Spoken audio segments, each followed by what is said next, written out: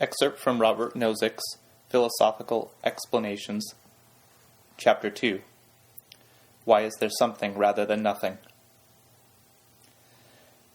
The question appears impossible to answer. Any factor introduced to explain why there is something will itself be part of the something to be explained.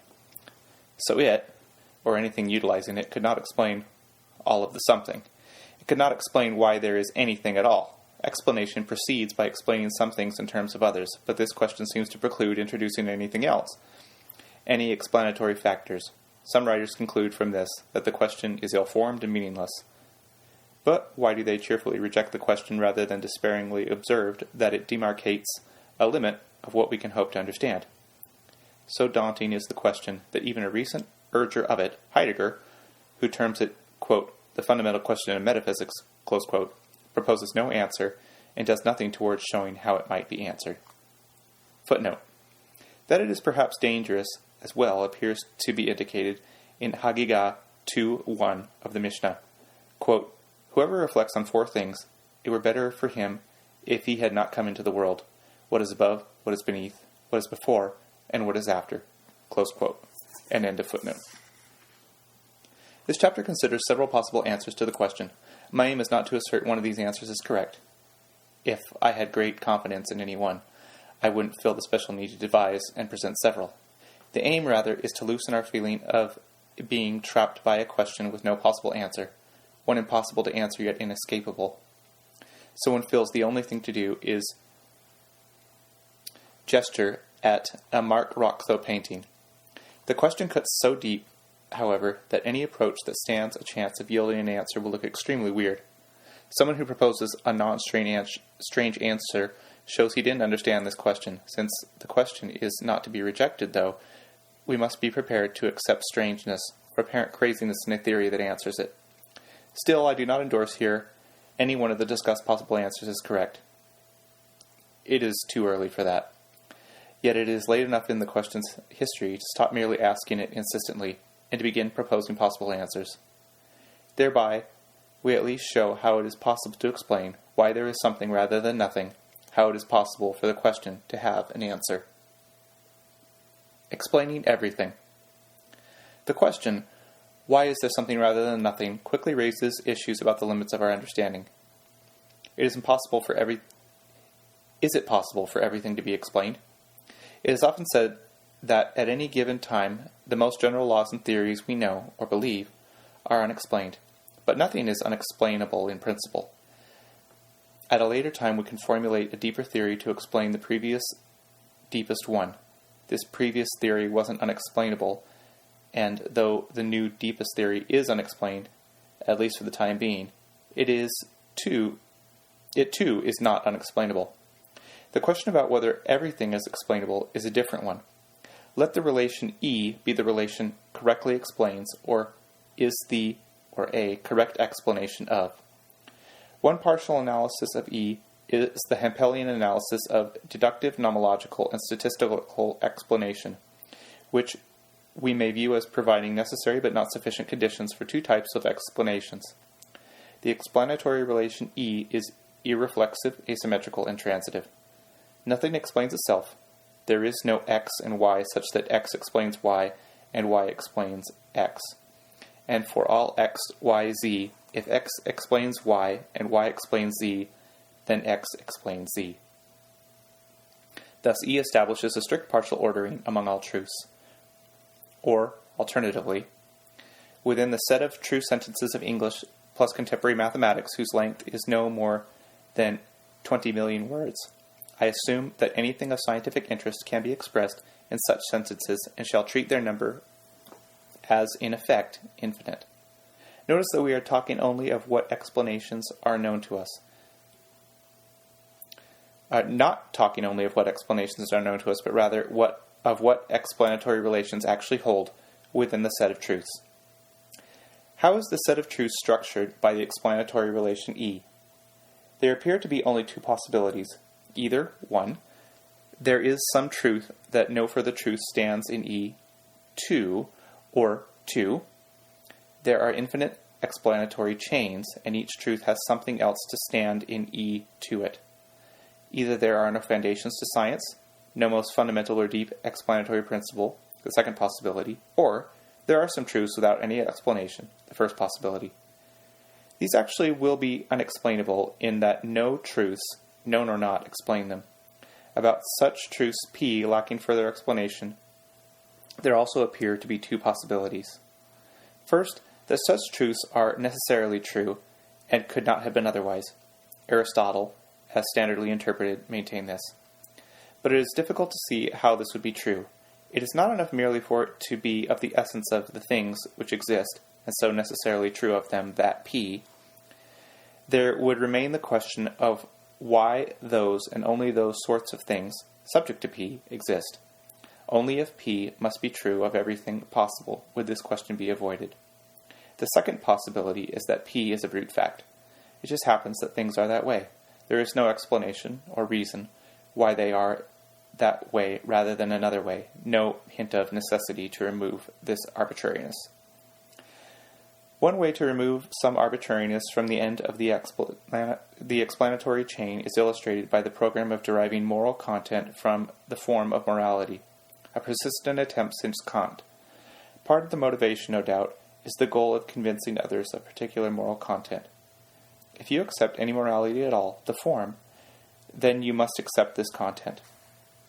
Apart from this interpersonal task, there is the desire to understand the structure of the realm of moral truths, and, if that realm is autonomous and so underivable from non-moral truths, to determine whether the fundamental moral truths or principles are arbitrary, brute facts.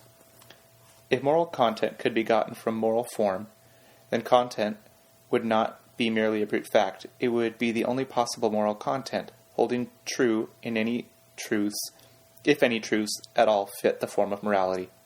Particular moral content thus would be shown to be conditionally necessary given that there are any moral truths of that form. To be sure, though that particular content would be rendered less arbitrary, the question would remain of why there were any truths exhibiting that form. Within the factual realm, the parallel endeavor would derive particular empirical content from the form of facts, or more narrowly, from the form of scientific laws or theories. This would show that if there are ultimate scientific laws, so nothing else does or can stand in the explanatory relation E to them, then these must have particular content. Such a project might formulate various symmetry and invariance conditions as holding of fundamental scientific laws, showing that only particular content satisfied all these conditions about form. This would render the particular content less arbitrary, but the question would remain of why there were any ultimate scientific laws, any truths of that specified form. In any case, there will be the question of why there are any laws at all. The question is narrower than our title question, but raises similar problems. If all explanation utilizes laws, then in the explanation of why there are any laws, some law will appear.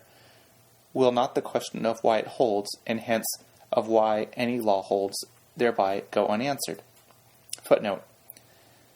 Could one try to show that if there are any truths at all, there must be ultimate scientific laws of that form? Close footnote. Is there any way at all to remove these last unexplained bits? Since a fact that nothing explains is left dangling, while a fact explained by something else leaves the problem of explaining that something else, only one thing could leave nothing at all unexplained, a fact that explains itself. However, if anything has appeared obvious about explanation, it has been that the explanatory relation E is irreflexive. Explanations of the form P because P are inadequate and unsatisfactory.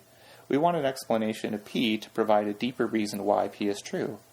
This is not provided by P itself. To answer, why is the sky blue, by saying, because the sky is blue, would be taken as rejecting the question rather than answering it. A small literature exists that attempts to formulate precise conditions whereby circular explanations are excluded. Viewing the explanatory relation E as deductive but irreflexive, it must distinguish the legitimate ways a fact to be explained may be contained in the explanatory premises from objectionable self-explanation. The objectionable examples of explanatory self-deduction, total or partial, involve deductions that proceed via the propositional calculus. Would the explanation of a law be illegitimate automatically if instead the law was deduced from itself via quantification theory, as an instance of itself? If explanation is subsumption under a law, why may not a law be subsumed under itself? Suppose a principle P presented sufficient conditions for a fundamental law's holding true. Any law-like statement that satisfies these conditions, such as invariance and symmetry, will hold true. P says, any law-like statement having characteristic C is true. Let's imagine this of our deepest law. We explain why other fundamental laws hold true in accordance with the deep principle P by their having the characteristic C. Those laws are true because they have C. Next we face the question of why P holds true, and we notice that P itself has the characteristic C. This yields the following deduction. P. Any law-like statement having characteristic C is true. P is a law-like statement with characteristic C. Therefore, P is true. This is not presented to justify P or as a reason for believing P. Rather, granting P is true, the question is whether what explains its being true is its having characteristic C, since everything with C is true. A general statement is not proven true simply by being susceptible to an inference of this form. Many false statements are derivable from themselves in this way. For example, S.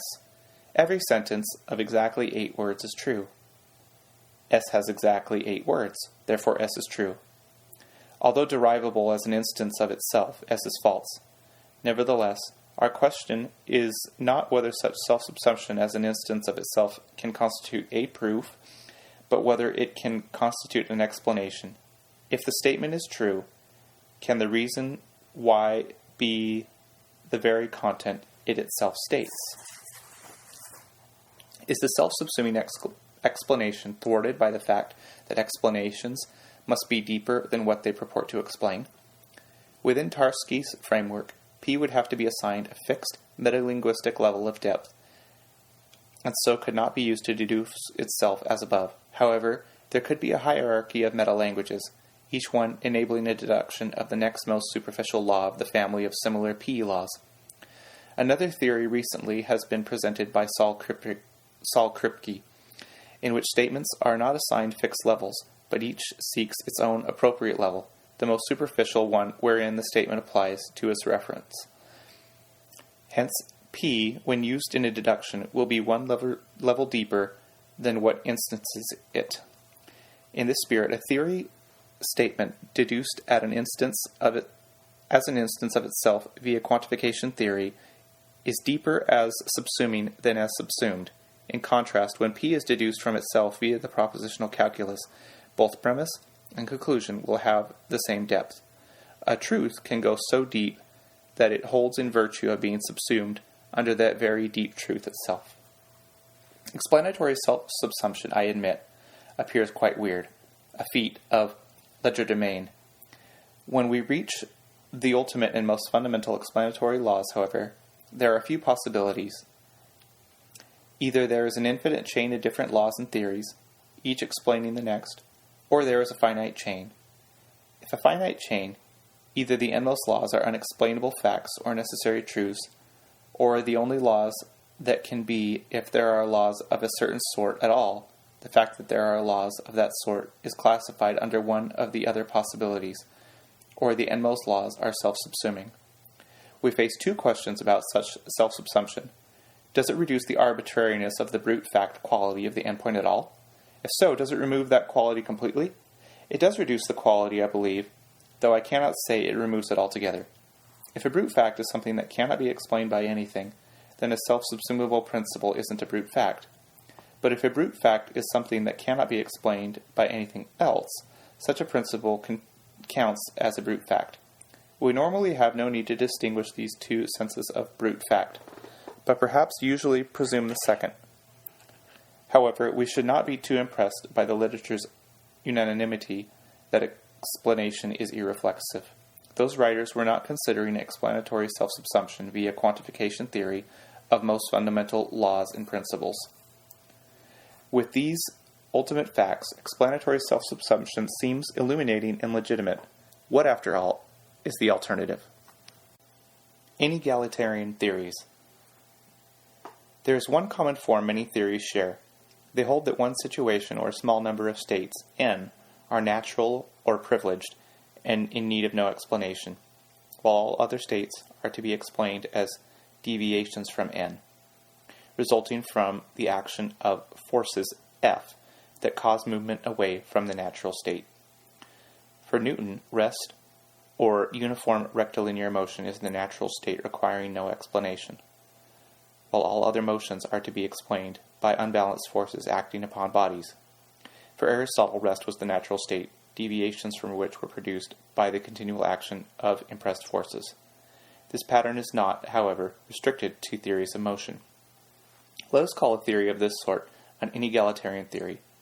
An inegalitarian theory partitions states into two classes, those requiring explanation and those neither needing nor admitting of explanation. Inegalitarian theories are especially well geared to answer questions of the form, why is there X rather than Y? There is a non-n state rather than an n state because of the forces F that acted to bring the system away from n. When there is an n state, this is because there were no unbalanced forces acting to bring the system away from n. Inegalitarian theories unavoidably leave two questions unanswered. First, why is it n that is the natural state which occurs in the absence of unbalanced external forces rather than some other type of state n prime? Second, given that n is a natural or privileged state, why is it forces of type F, not of some other type F prime, that produce deviations from n? If our fundamental theory has an inegalitarian structure, it will leave as brute and unexplained the fact that n, rather than something else, is a natural state, and that F, rather than something else, is the deviation force. However special a state appears to assume it is a natural state within an inegalitarian theory has significant content. We should be very suspicious of a priori arguments purporting to demonstrate that a state is a natural one, and we should search such arguments carefully for the covert assumption that the state is natural or that only certain types of forces can produce deviations from whatever the natural state happens to be. We cannot assume any particular inegalitarian theory as our fundamental theory. Footnote. See Ernest Nagel, The Structure of Science. Harre recently has taken just such a suspicious position. He writes, quote, I come to the most fundamental and most powerful of methodological principles. It is this. Enduring is in no need of explanation. We are not required to explain the fact that something remains the same. Only if there is change is an explanation called for. Close quote. But don't we need an explanation of why one thing counts as the same for the purposes of the principle, while another does not? The principle is trivialized if whatever is thought to require no explanation will be said to endure relative to a set of concepts specifically designed to fit. In contrast to Harre's principle, consider the theory of the 16th century Kabbalist Meir ben Gabbai, according to whom only God's continuing production of the written and oral Torah maintains things in existence. Quote, were it to be interrupted for even a moment, all creatures would sink back into their non-being. Close quote. End of footnote. The question, why is there something rather than nothing, is posed against the background of an assumed inegalitarian theory. If there were nothing, then about this situation would there also be the question, though without anyone to ask it, of why there is nothing rather than something? To ask, why is there something rather than nothing, assumes that nothingness is the natural state that does not need to be explained, while deviations or divergences from nothingness have to be explained by the introduction of special causal factors. There is, so to speak, a presumption in favor of nothingness. The problem is so intractable because any special causal factor that could explain a deviation from nothingness is itself a divergence from nothingness, and so the question seeks its explanation also. Footnote. If a fundamental inegalitarian theory holds that everything not in N is a deviation from N, also that forces of type F are not in N, then the existence of any F force will be a deviation from n, since according to the theory, all deviations from n are explainable only by the actions of f primes. The fact that there are any f primes at all, which fact is a deviation from n, can be explained only by the action of f primes.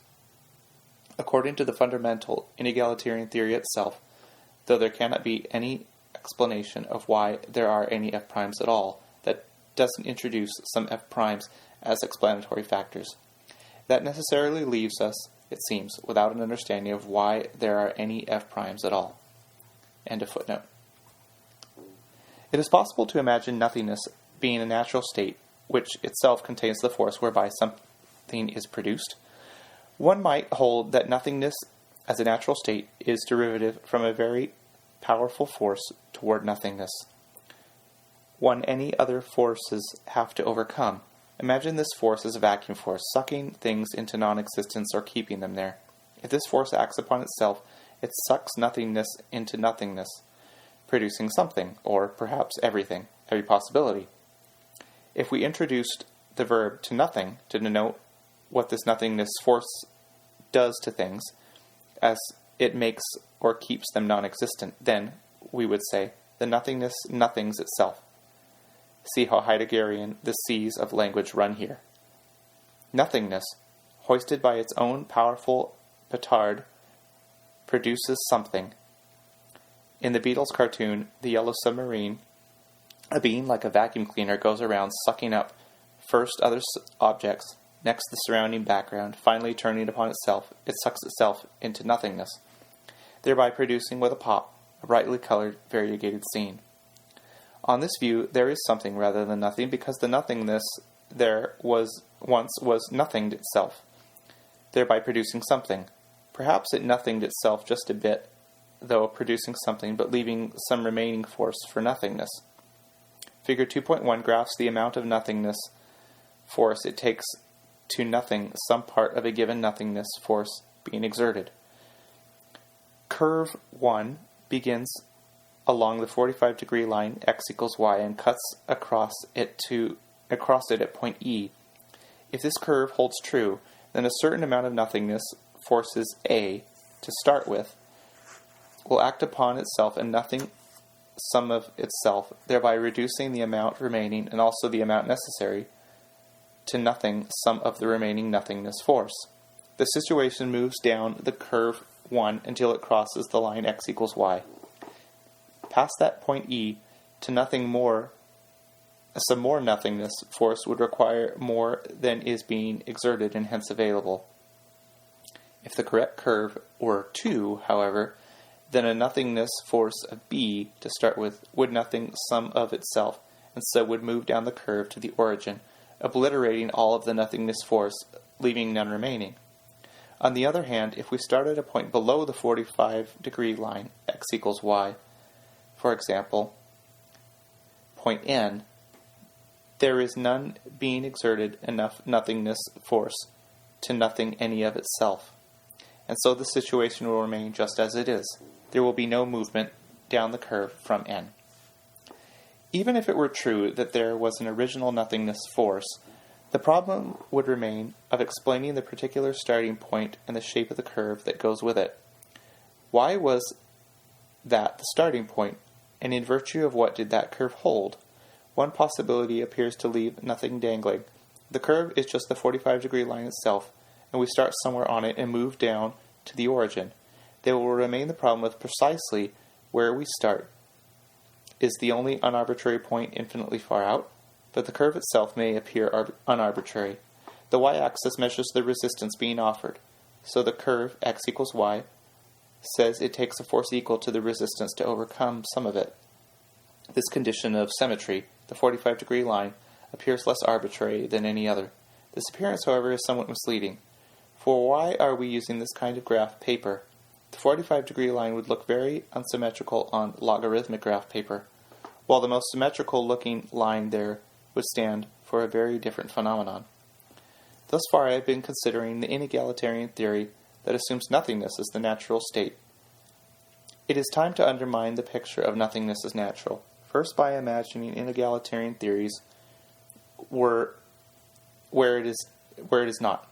We might imagine that some fullness of existence is the natural state, that the actual situation deviates from this fullness because of special forces acting. Whether this theory allows nothingness to result eventually will depend upon whether the force producing deviations from fullness, once it has performed the rest of its task, can act upon itself, thereby annihilating itself, the very last vestige of any fullness. Or perhaps several forces operate to diverge from fullness that, after the rest of their job is done, can simultaneously annihilate each other. The Western philosophical tradition tends to hold that existence is better or more perfect than non-existence. Footnote: I am told by Sidney Morgenbesser that in a novel by Peter de Vries, a minister is asked by a troubled parishioner whether God exists, and replies, "God is so perfect, he doesn't need to exist."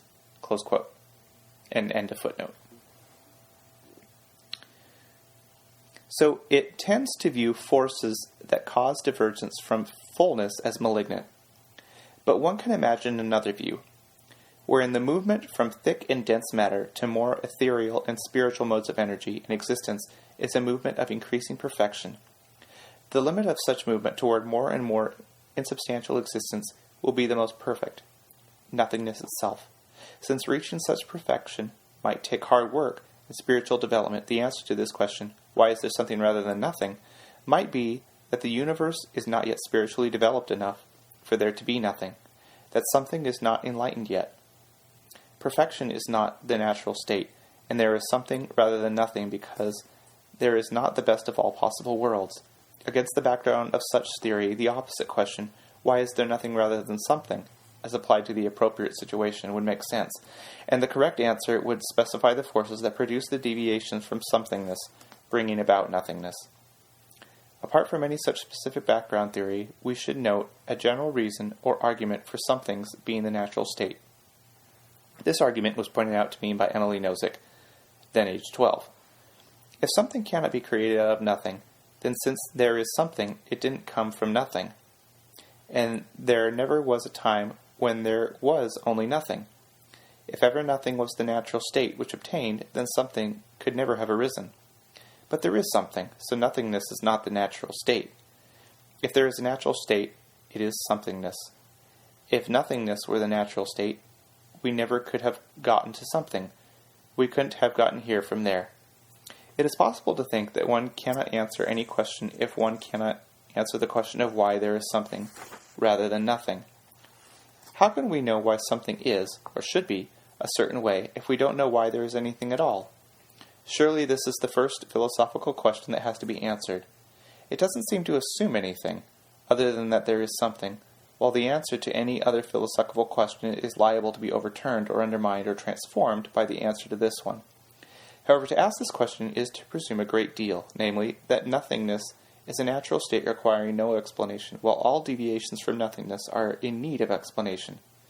This is a very strong assumption, so strong that we cannot merely extrapolate from more limited contexts, such as argument, where the burden of proof is on the person who makes an existence claim, and build the assumption into our fundamental law, one not restricted within an understood wider context. Footnote: it is not clear even how to formulate this point about the burden of proof or argument. Why is an existence claim made by someone who says there is a God, whereas one is not made by someone who says there is a godless cosmos or universe? Close footnote. The first thing to admit is that we do not know what the natural state is. The second is that we do not know whether there is any fundamental natural state, whether the correct fundamental theory will have an inegalitarian structure. Any theory with such a structure will leave an unexplained brute facts, N being the natural state, F being the deviation-producing forces, and the laws of operation of F. Perhaps fewer things would be left dangling as brute facts by a fundamental theory that is egalitarian. But won't the move away from an inegalitarian theory add to our explanatory tasks? If no state is privileged or natural, then for each state we will have to explain why it rather than some other one exists. At least an inegalitarian theory didn't have to try to explain every state, so it faced fewer questions. To be sure, those questions it did not ask correspond to facts it left as brute. Still, to have to explain for each and every existing state why it exists seems to make the explanatory task even more unmanageable. To shift away from an inegalitarian theory seems to add to the explanatory task, because now it seems that all existing states, not just some, will be in need of explanation. However, in thinking, we have to explain why all existing states exist. We once again have slipped into treating non-existence as the natural state. An egalitarian fundamental theory will not pick out existence as especially in need of explanation. Questions of the form, why X rather than Y, find their home within a presumption or assumption that Y is natural. When this presumption is dropped, there is no fact of X rather than Y. Still, isn't there the fact that X needs to be explained, the question, why X, to be answered? But this is the question, why does X exist rather than not?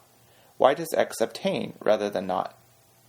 If we drop the inegalitarian assumptions completely, we reject the view that when X exists or obtains, it exists or obtains rather than does not, or rather than something else. We eliminate the rather than. Egalitarianism. One way to dissolve the inegalitarian class distinction between nothing and something, treating them on a par, is to apply a version of the principle of indifference from probability theory. There are many ways, W1, W2, for there to be something, but there is only one way, W0, for there to be nothing. Assign equal probability to each alternative possibility, W1, assuming it is a completely random matter which one obtains. The chances, then, are very great that there will be something, for there is something holds of every possibility except W0.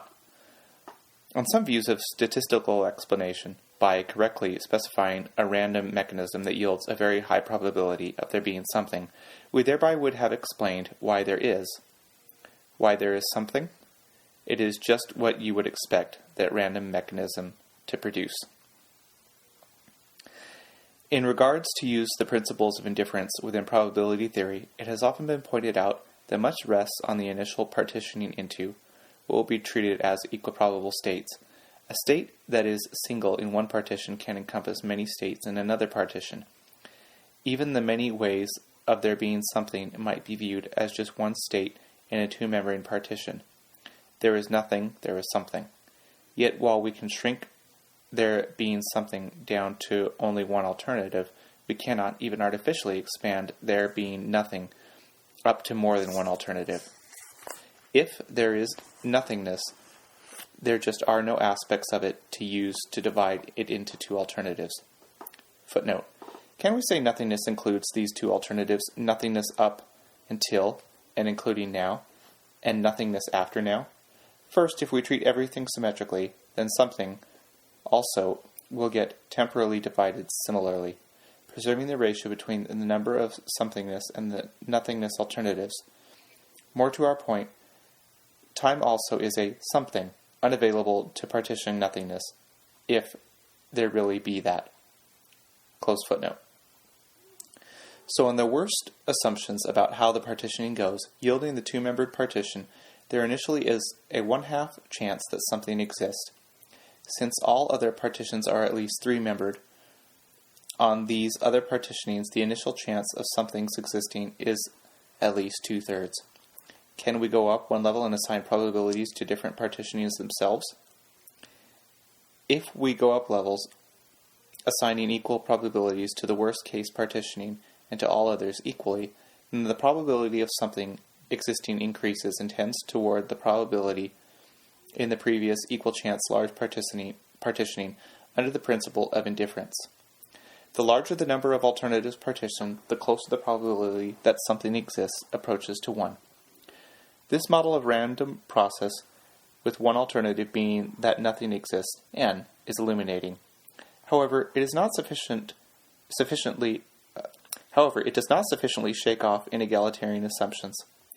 Though the model treats its possibilities on a par, it assumes a possibility will not be realized unless at random. It assumes that the natural state for a possibility is non-realization, and that a possibility's being realized has to be explained by special factors, including, at the limit, random ones. At this deep level, the presented model remains inegalitarian. What would a thoroughgoing egalitarian theory be like? Fecundity. A thoroughgoing egalitarian theory will not treat non-existing or non-obtaining as more natural or privileged. Even for a possibility, it will treat all possibilities on a par. One way to do this is to say that all possibilities are realized. For the most fundamental laws and initial conditions C of the universe, the answer to the question why C rather than D is that both independently exist. We happen to find ourselves in a C universe rather than a D universe. Perhaps this is no accident, for a D universe might not produce or support life such as ours. There is no explanation of why C rather than D, for there is no fact of C rather than D. All the possibilities exist in independent, non-interacting realms, in parallel universes. We might call this the fecundity assumption. It appears that only such an egalitarian view does not leave any question X rather than Y unanswered.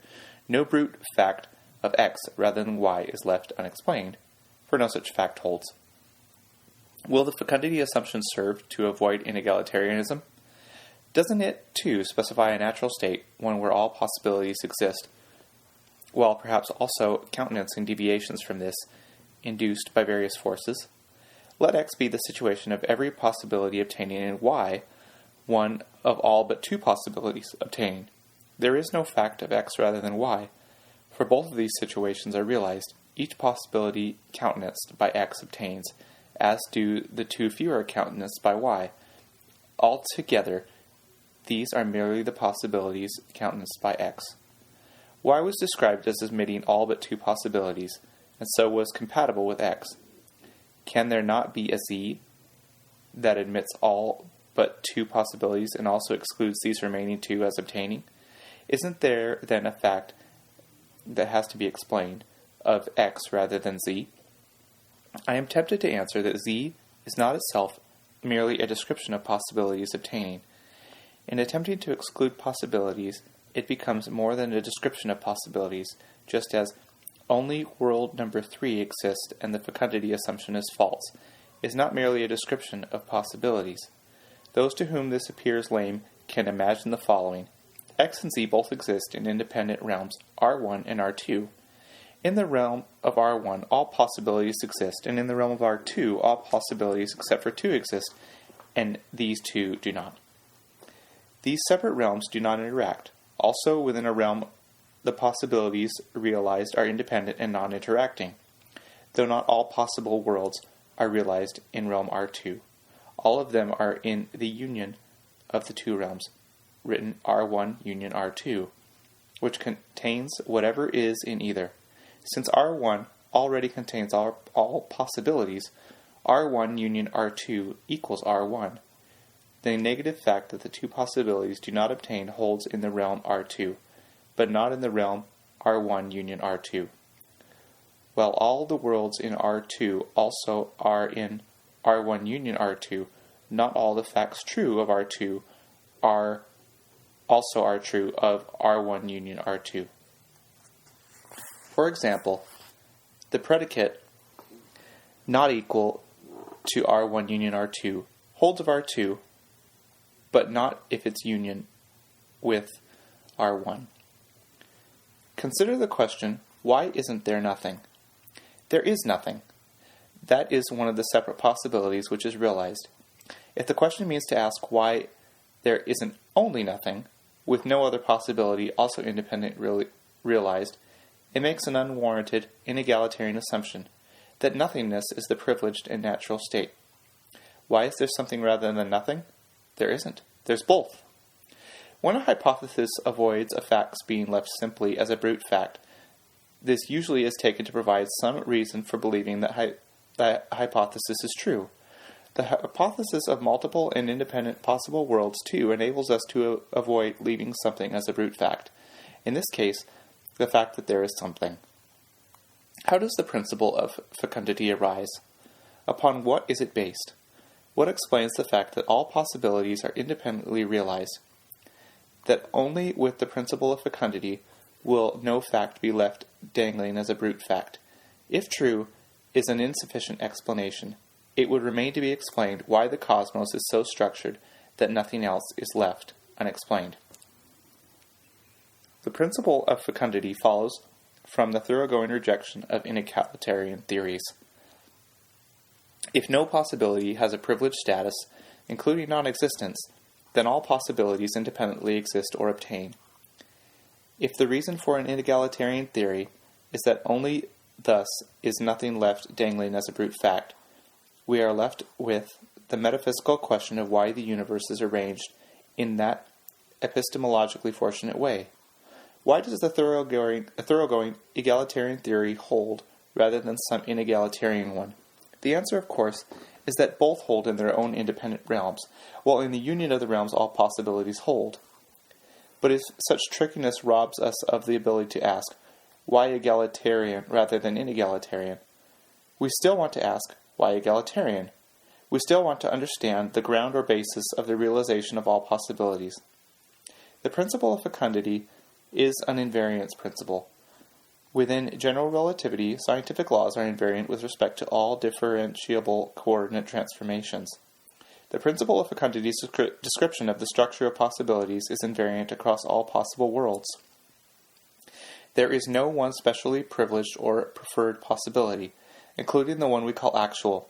As David Lewis puts it, actual is an indexical expression referring to the possible worlds where the utterance containing it is located. The actual world has no specially privileged status. It merely is the world where we are. Other independently realized possibilities also are correctly referred to by their inhabitants as actual. Invariance principles previously have removed the special status of particular portions of actuality, the absolute position and time of an event, the orientation, a particular state of motion distinguished from its Lorentz transformations. The principle of fecundity extends this, denying special status to actuality itself. Yet to point out that the principle of fecundity is an invariance principle does not explain why it holds or why a deep invariance of that sort obtains. What then is the basis or ground of the realization of all possibilities? Fecundity and self-subsumption. As an ultimate and very deep principle, the principle of fecundity can subsume itself within a deductive explanation. It states that all possibilities are realized, while it itself is one of those possibilities. We can state the principle of fecundity F as all possible worlds obtain, or as for any P, if P states that some realm of possible worlds obtains, then P is true. But F itself states that some realm of possible worlds obtains, namely that of all possible worlds. So the principle F is just such a P as it describes. From this fact, and from F it follows, via quantification theory, that F is true. The principle of fecundity F subsumes itself because it says that all possibilities obtain, and it itself is such a possibility. If it is a very deep fact that all possibilities obtain, then that fact, being a possibility, obtains in virtue of the deep fact that all possibilities do. Footnote. Do all possibilities exist or obtain, including the one that not all possibilities do? If, to avoid contradiction, we restrict the principle of fecundity so that it speaks of and subsumes only first-level possibilities, those that neither entail nor exclude the existence of other possibilities, then it will not subsume itself. Thus, as before, we interpret it to speak of all possibilities in their own non-interacting realms. This includes, in its own separate realm, the possibility that not all possibilities obtain. However, in set theoretical union, there is strength. End of footnote. Similarly, we may try to formulate the full invariance condition that the principle of fecundity satisfies as a sufficient condition for some things holding true. Using that invariance property, invariance property I, we have the invariance principle P. Any general law-like statement with invariance principle I holds true. Now, if this invariance principle P itself has the invariance property I, then it follows via quantification theory that P is true. If P and F are true, ultimate explanatory principles, then they are subsumed under themselves. In this case, the principle of fecundity holds in virtue of being a possibility, while it is a deep fact that all possibilities attain, and the principle of invariance holds in virtue of having property I, while it is a deep fact that every such thing holds true. Thus, if F and P were true, they would subsume themselves, and their arbitrary or brute fact quality would be, we have said, reduced or even removed. But apart from the initial difficulty that F countenance as some independently existing parallel possible worlds, it makes a very strong claim, namely that all possible worlds independently exist.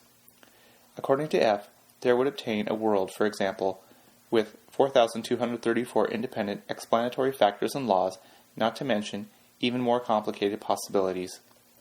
If it then would be an accident that we inhabit a world with a high degree of explanatory unity. True, any universe unified enough to contain knowers will possess a degree of explanatory unity they find striking, but ours exhibits more than a minimal amount needed to sustain knowers.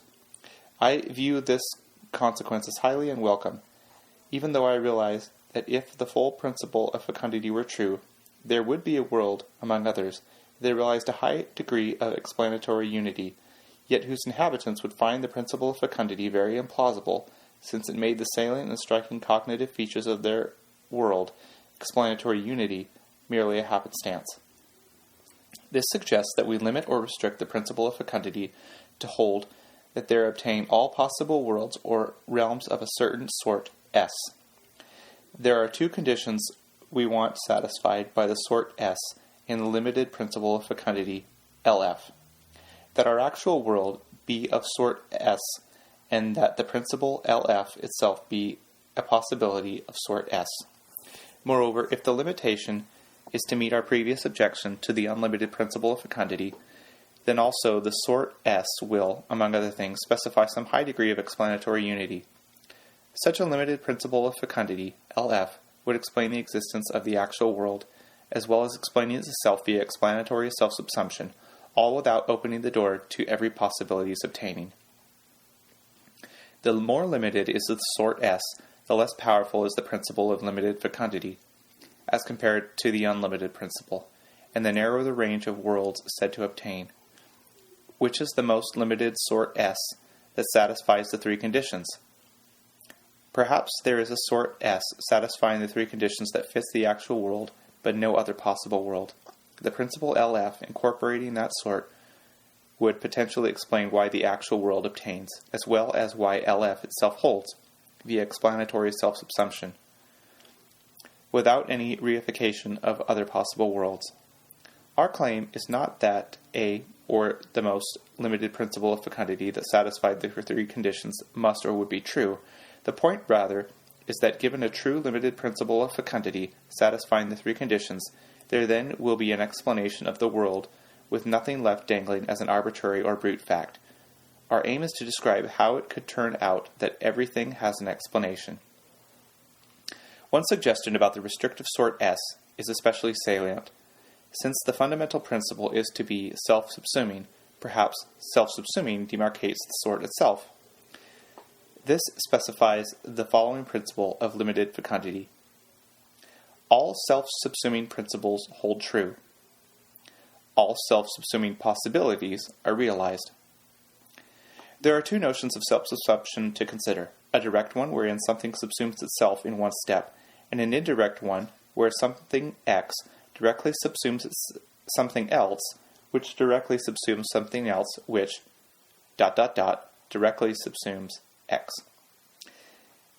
Indirect subsumption is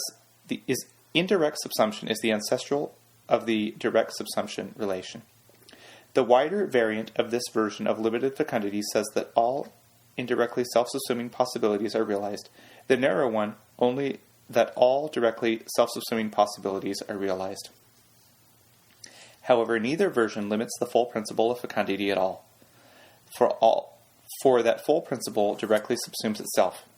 This also shows the wider version subsumes itself. It yields the full principle in one step, which yields the wider version in one or two more. Thus the sort must be further specified. all self-subsuming possibilities of sort S are realized. Note, though, that this will raise the question of whether the principle itself is self-subsuming of sort S. Consider, for example, the narrower of the versions above of the principle of limited fecundity. All directly self-subsuming possibilities are realized. All directly self-subsuming principles hold true. Is this principle itself directly self-subsuming? That seems underdetermined by anything said thus far. If it directly subsumes itself, no contradiction follows from this supposition. Then it does, while if it does not directly subsume itself, also a non-contradictory supposition, then it does not. Either supposition leads to a consistent theory. Would a similar self-subsuming explanation be possible if only nothingness had existed?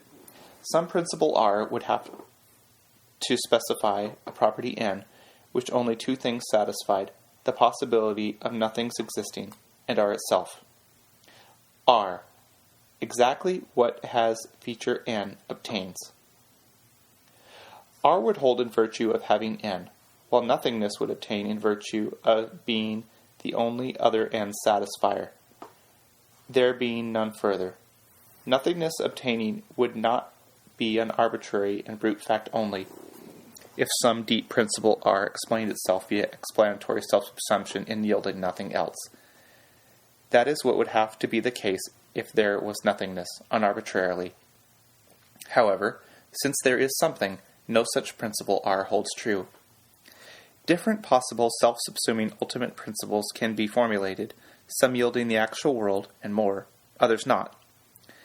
That ultimate principle, which is true will, I have suggested explain itself by subsuming itself. There need not be only one ultimate principle. The explanatory chains can terminate in several independent ones, each self-subsuming. Being a deep fact, deep enough to subsume and to yield itself, the principle will not be left dangling without any explanation. A question seems to remain, however. Why does the particular self-subsuming principle hold rather than one of the other ones? Footnote. Will there also remain the question of why this universe is one with the particular fundamental laws G, for example, general relativity and quantum electrodynamics? Can we answer that different universes, all falling under LF, will be structured by different fundamental laws, each having those laws as part of its essence, so that with different fundamental laws it would be a different universe? Thus, why does the universe satisfy G? It is part of its essence. Why does there exist any universe having the essence G? Because some such universe is given rise to under LF. End of footnote. Can we merely answer, it holds in virtue of having the property it ascribes? If one of the others had held instead, it would have held in virtue of having the property it ascribed. So, is it not still arbitrary that the particular self-subsuming principle that holds does hold? Perhaps it is not a brute fact that it holds, for perhaps a brute fact is one without any explanation. While this principle is explained via self-subsumption, yet though it is not a brute fact that the principle holds, still it seems arbitrary. Why couldn't one of the others have held just as well? The principle LF that holds true is not a brute fact because it subsumes itself. It will not be arbitrary that this principle holds if it satisfies some deep invariance principle I, specifying an invariance principle that makes its possessors, including the principle LF, non-arbitrary. A principle that varied in the way I excludes would be, to that extent, arbitrary. However, I is not an explanatory factor. It holds because LF does. Self-subsuming, LF holds because LF does. So is no brute fact. It also has the feature I, so it is not arbitrary. What more remains to be explained? Consider all those different self-subsuming ultimate principles of which LF is one, that also satisfy some significant invariance feature or other. Why does the fact of those that holds, LF say, hold? The holding of LF is not a brute fact, because of self-subsumption, nor is it arbitrary, because of I. However, some other self-subsuming principle, LF double prime, satisfies another invariance principle, I double prime. And if LF double prime held, it would not be arbitrary either, because of I double prime. So it isn't arbitrary that LF with invariance feature I holds rather than LF double prime with invariance feature I double prime. Such problems would be avoided if there were a deepest invariance principle, I naught, which, among the ultimate self-subsuming principles, was satisfied uniquely by LF. In that case, LF is not a brute fact, because it subsumes itself. It is not arbitrary, because it satisfies I naught. It is not arbitrary that LF holds, rather than some other self-subsuming principle, LF double prime.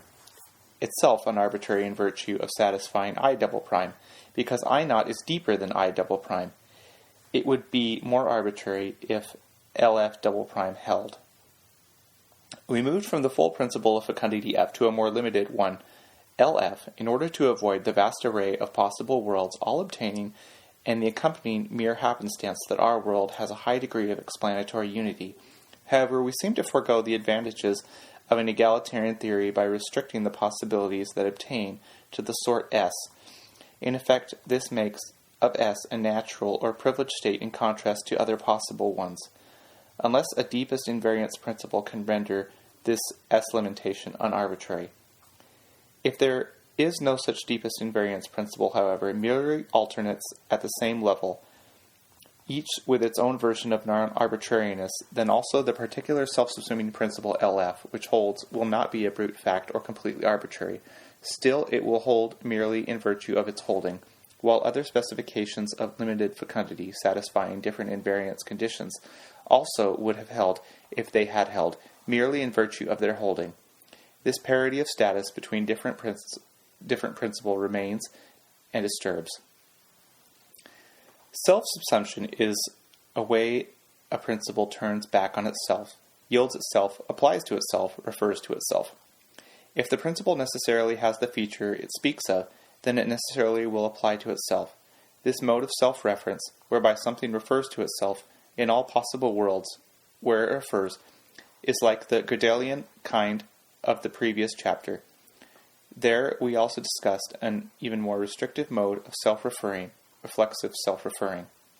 Can the fundamental explanatory principles be not merely self-subsuming and necessarily self-applying, but also reflexively self-referring?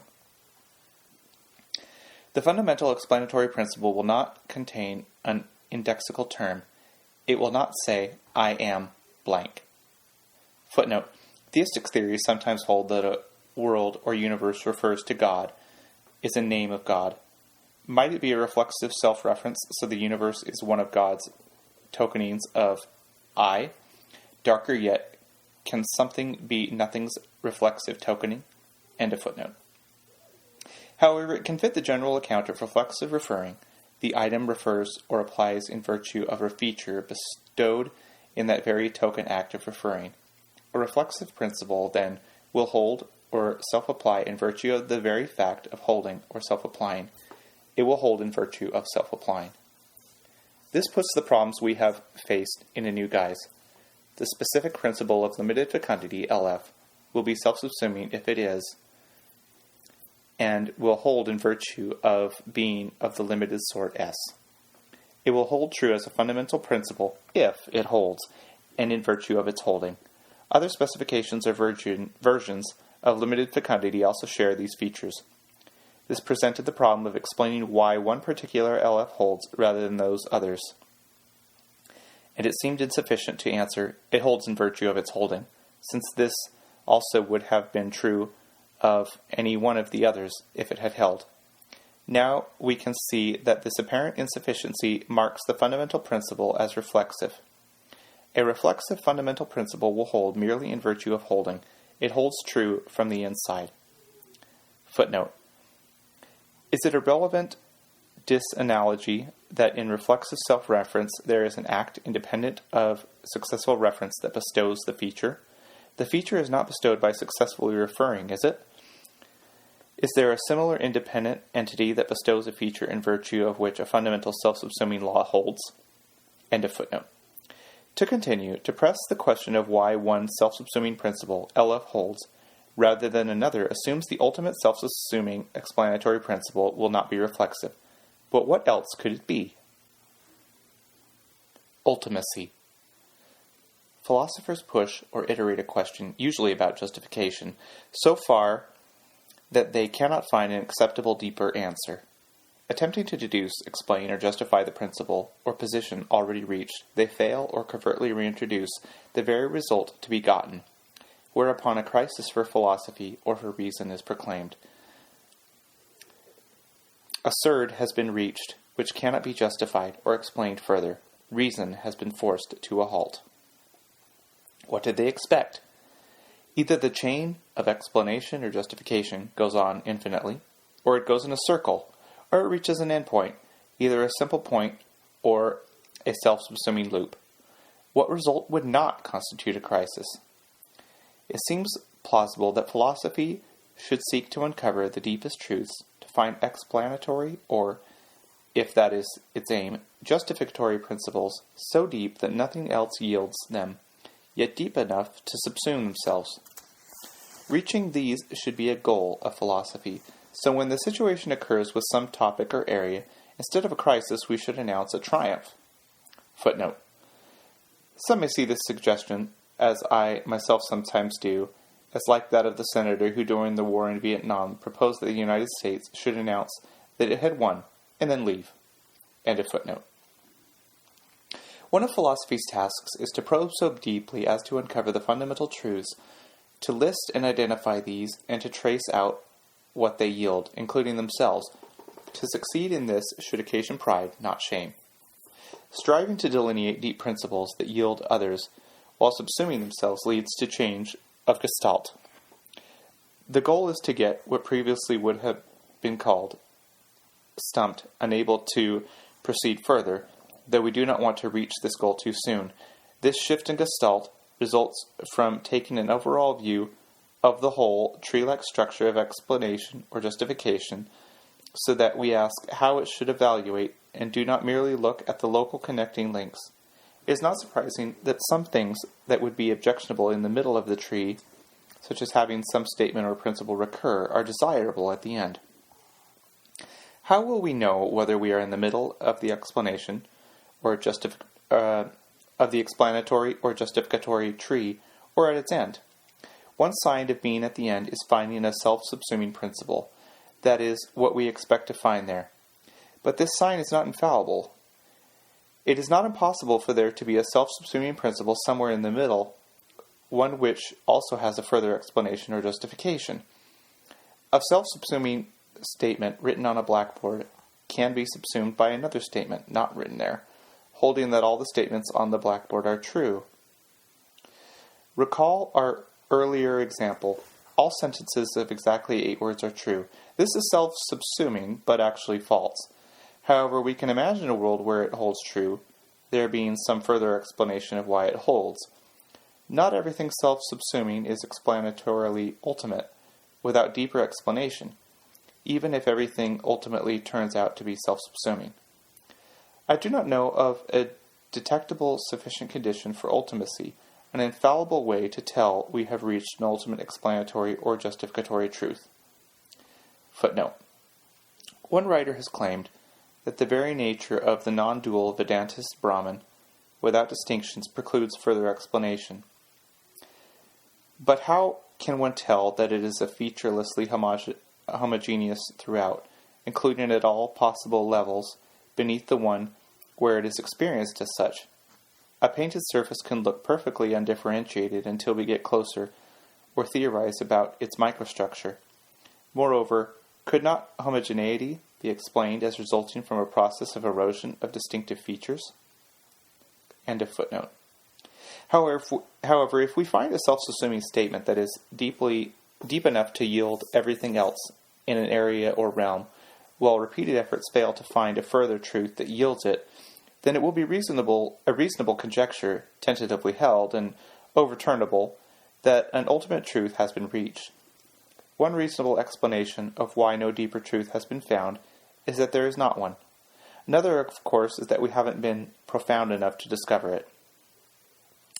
If it is a fact that a principle, say LF, is ultimate, then if it is to explain and yield all truths, it also will have to yield that truth stating its own ultimacy. That there is no deeper explanatory truth that subsumes or yields LF. Otherwise, this one fact, at least, will be left dangling and unexplained. To be sure, if a principle says it is ultimate, that does not prove it is. If a principle is otherwise true, adding the conjunct that it is ultimate might transform it into something false. But if the fundamental explanatory principle is ultimate, shouldn't it yield that fact too? We might think that the fact of ultimacy is a negative fact. There is no deeper. Holding it unreasonable to think that the explanatory principle will yield all the negative facts also. Apart from the difficulty of drawing a distinction between positive and negative facts, what then do we think does fix the negative facts? Presumably, the addition to the fundamental principle of the statement, and there are no further positive facts except those that follow from LF, all of which do. But this cannot be a positive fact, for by hypothesis it does not follow from LF. Yet if it is a negative fact that makes it true, compare the issue of whether in giving the meaning of the universal quantifier by a conjunction, one must introduce or assume the additional statement that all the objects have been listed, that there are no other objects. It is worth investigating various ways the feature of ultimacy can enter integrally into a principle, rather than merely be added as a conjunct. Note that even the conjunction could not be LF prime conjunct LF and F is ultimate. Rather, it would have to be LF prime conjunct LF and LF prime is ultimate. Might one make the explanatory relation precise so that a statement can be constructed that yields other truths and, on the interpretation, say of itself that it is not explainable by anything else that is ultimate? Suppose this fact of the ultimacy of LF obdurately remains unexplained, or that by the reflexivity analysis of a principle's holding, in virtue of a feature bestowed by its holding, seems to leave unexplained why the fundamental principle is reflective. How disturbed should we be that something is left dangling? Let us imagine a system where nothing is arbitrary. There are no brute facts. Everything has an explanation. Will these features themselves be arbitrary or brute facts without explanation? Will it be a brute fact that there are no brute facts? If nothing is arbitrary, will that be arbitrary? Will there be an explanation for why everything has an explanation? How complete will the rational structure be? One piece of the philosophical tradition is especially relevant to these issues, the principle of sufficient reason. The principle of sufficient reason. Let us state the principle of sufficient reason as, every truth has an explanation. For every truth P, there is some truth Q which stands in the explanatory relation E to P. Is this principle true? Does it apply to itself? And if so, what is its sufficient reason? Is the principle of sufficient reason, call it SR, a brute fact, or does it have a sufficient reason? If we assume SR is true and apply it to itself, we can conclude that there is some truth Q which explains SR. Self-applied, SR says that there is something true which explains it, but does not say what that something is. In particular, SR does not provide the explanation of itself via self-subsumption. The principle SR would be explained if there was an intervening factor, an X factor, between truth and there being a sufficient reason. In that case, SR could be deduced from the premises all truths satisfy condition X, and anything satisfying X is explained by some truth or other. However, I do not see any intervening factor that can do this job non-trivially. It would be trivial to let X be the condition satisfied by P precisely, when both P is true, and if P is true, then there is some true Q which stands in explanatory relation E to P. Alternatively, SR, though otherwise true, might fall outside its own scope, and so be without a sufficient reason of its own. In that case, would it be arbitrary that SR holds? When any other truth holds without an explanation, it is an arbitrary brute fact. But when SR holds without explanation, is it an arbitrary fact? If there is no sufficient reason why everything else has a sufficient reason, is it arbitrary that everything else does? Would it not be even more arbitrary if something else didn't have a sufficient reason? In this manner, we might try to convince ourselves that SR can stand unarbitrarily even without a sufficient reason of its own. Should we expect that the principle of sufficient reason is true? It will not hold true if we can construct a statement S that says of itself that there is no explanation, and so no sufficient reason for it. If S is true, there is no sufficient reason for it, and SR is false. On the other hand, if S is false, then there is a sufficient reason for S, but then there is a sufficient reason for a false statement. If sufficient reasons establish truth, as the tradition assumes, this is impossible. Therefore, the first possibility holds, S is true, and so SR is false. There is, however, a problem with this line of reasoning. Would it not show that S is true, and, by showing that S's falsity is impossible, also show why S is true? So doesn't it provide a sufficient reason for the truth of S? Yet S states that there is no sufficient reason for its own truth, so the line of reasoning showing that it is true had better not also provide a sufficient reason why it is. It is this, seemingly, that is done when it shows that S's being false is impossible. Might this fail to show why S is true, because it doesn't show why a sufficient reason establishes truth?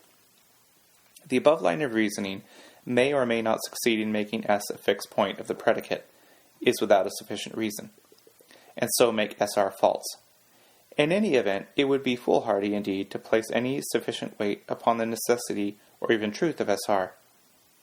This century has presented us with a well-developed physical theory, quantum mechanics, that does not satisfy SR. Moreover, theorems show that any theory that retains certain features of quantum mechanics also will not satisfy SR. There is, however, a weaker form of the principle of sufficient reason, which is worth considering.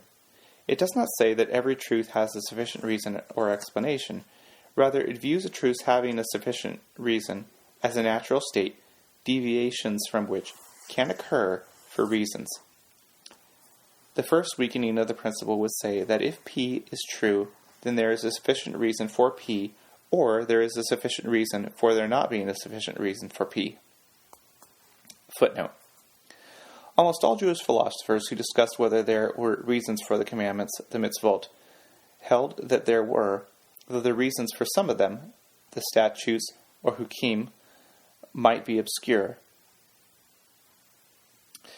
In the course of presenting his own views, Maimonides, in the Guide to the Perplexed, mentions another view, apparently put forth in Genesis Rabbah, that some commandments have their only reason that a law be prescribed. If there is a point to a law without any further specific reason, for example, to evoke obedience to God for its own sake, then on this view, there is a reason why a law is prescribed with no specific reason for it. There is a statute without sufficient reason, but there is a sufficient reason for that. Hegel provides another instance of a view wherein there is a sufficient reason why there is no sufficient reason for something in his treatment of why there must be contingency. Is not a structure inegalitarian that treats having an explanation as a natural state, deviations for which have explanatory reasons? Previously, an egalitarian structure was motivated by the fact that an inegalitarian one leaves unexplained why the natural state is the one it is, and so on. But this cannot move us off even a weakened principle of sufficient reason to an inegalitarian structure where nothing is in need of explanation. For if nothing is, then neither are the things left unexplained by the inegalitarian weak principle of sufficient reason. Does symmetry provide a natural state of explanation so that symmetries need not be explained, whereas asymmetries must be explained as arising out of underlying symmetrical state from the operation of an asymmetrical factor? But unless no suitable opposing factor could exist, there will be the question of why there is this asymmetry in factors. Given the diverse ways of categorizing the world, I believe that symmetry is a mark not of the truth of an explanation, but of our understanding a phenomenon. This requires further investigation. End of footnote. Clearly, this process of weakening can continue further. There may be a truth with no sufficient reason for it, and no sufficient reason for there being no sufficient reason, while there is a sufficient reason for that, and so forth. While the strong principle of sufficient reason, SR, may not hold universally, still some weakening of it somewhere up the multi-leveled structure may yet hold true. I relegate the detailed delineation of this structure and its various forms and technicalities to an extensive footnote. How are laws possible? We have considered how the most fundamental and ultimate truths might be explained as subsuming themselves, perhaps reflexively. A puzzle was mentioned briefly about explaining the existence of any laws at all. Any such explanations itself will involve a law. Perhaps this too can be handled by self-subsumption. There is one further question to mention here. How is it possible for a fundamental law to hold? What possible relationship could there be between a law and what conforms to it? In virtue of which such conformity occurs. This has the air of a question from F. H. Bradley, one not to be taken too seriously. Yet that would be a mistake. Events, Hume taught us, do not stand in any logical connections. However, they can be connected, we think, by laws in accordance with which one event leads to or produces another. What is the relation of the events to the law? What is the ontological status of the law itself? The events instantiate the law, we might think. It is in the law that makes the events happen that way. Or that, with a causal law, makes the second event occur given the first. The law's holding makes the second event happen. If the law's holding is another event, how does this event plus the first one reach out to make the second happen? While if the law's holding is merely a summary of all the actual pairs of events in accordance with it, then it does not make these events happen, but rather is partly composed of their happening. Why then do they happen that way? Moreover, law-like statements entail subjunctives, and so do not have their content exhausted by the actual events in accordance with them. Something more than the events that actually happen must make the subjunctive hold. What and how? Again, we are led to ask, what is a fundamental law's ontological status? Imagine that the law is written down somewhere, in or outside the universe. Even then, there would remain the question of what the connection is between the law and the events that instantiate it, that are in accordance with it. For any sentence can be interpreted differently, a lesson Wittgenstein has driven home to us. What then is it that fixes the law being realized in precisely this way, rather than being projected differently? In his philosophical investigation, Wittgenstein asks how language is possible, and more particularly how correctness in the application of a term is possible. A mental item, word, sentence, image, does not wear its meaning on its face. Each such item considered as a real thing can be applied or projected or understood in different ways, just as any three-dimensional object can be projected onto different planes or non-planar surfaces. Pictures can be viewed as representing different situations. Signpost arrows can be interpreted as directing one to go the other way, and so on. Each item then seems to require instructions about how it is to be applied or understood, a rule for its use. Yet every such stated instruction or rule is itself merely another item which can be understood or projected in various different ways. No item applies itself or by its own very nature picks out its uniquely correct application. So no image or idea considered as a real existing thing in the world, even when occurring in the mind, can fix a word's correct application. We do have a record of some past applications of the word, correct applications and incorrect ones. Does that fix how the word is to be applied in the future? Just as through any finite set of points an infinite number of curves can be drawn, so different hypotheses or rules about applying a term are compatible with all the past data points of application. Any batch of particular items in a subset of an infinite number of different sets, where it is joined along with different things. So how can pointing to a batch of past correct applications fix which is the set of all correct applications? Adding verbal instructions to the past applications does not eliminate all but one way to apply the term, for these instructions themselves need to be applied in one of the many different possible ways. Wittgenstein presses these points home with example of continuing a mathematical series. Being given the first few members of the sequence and also the formula does not by itself fix how one is to go on. These items, past applications plus written formula plus past applications in learning other formula, are all actual past events. How then can they reach into the future to fix the character of a new application as correct or incorrect? Set this alongside Hume's lesson that there are no logical connections between events. All the past events in learning language do not logically imply any future event, or its being correct. It will not help to introduce a proposition to mediate the logical implications, for the earlier events will not logically imply the proposition if it implies the later events. We may come to wonder how logical connections, not only causal connections, are possible at all. For what is the character of existing things between which there can be logical connections? In Wittgenstein's view, correctness in the application of a term is constituted by the way we actually go on to apply it.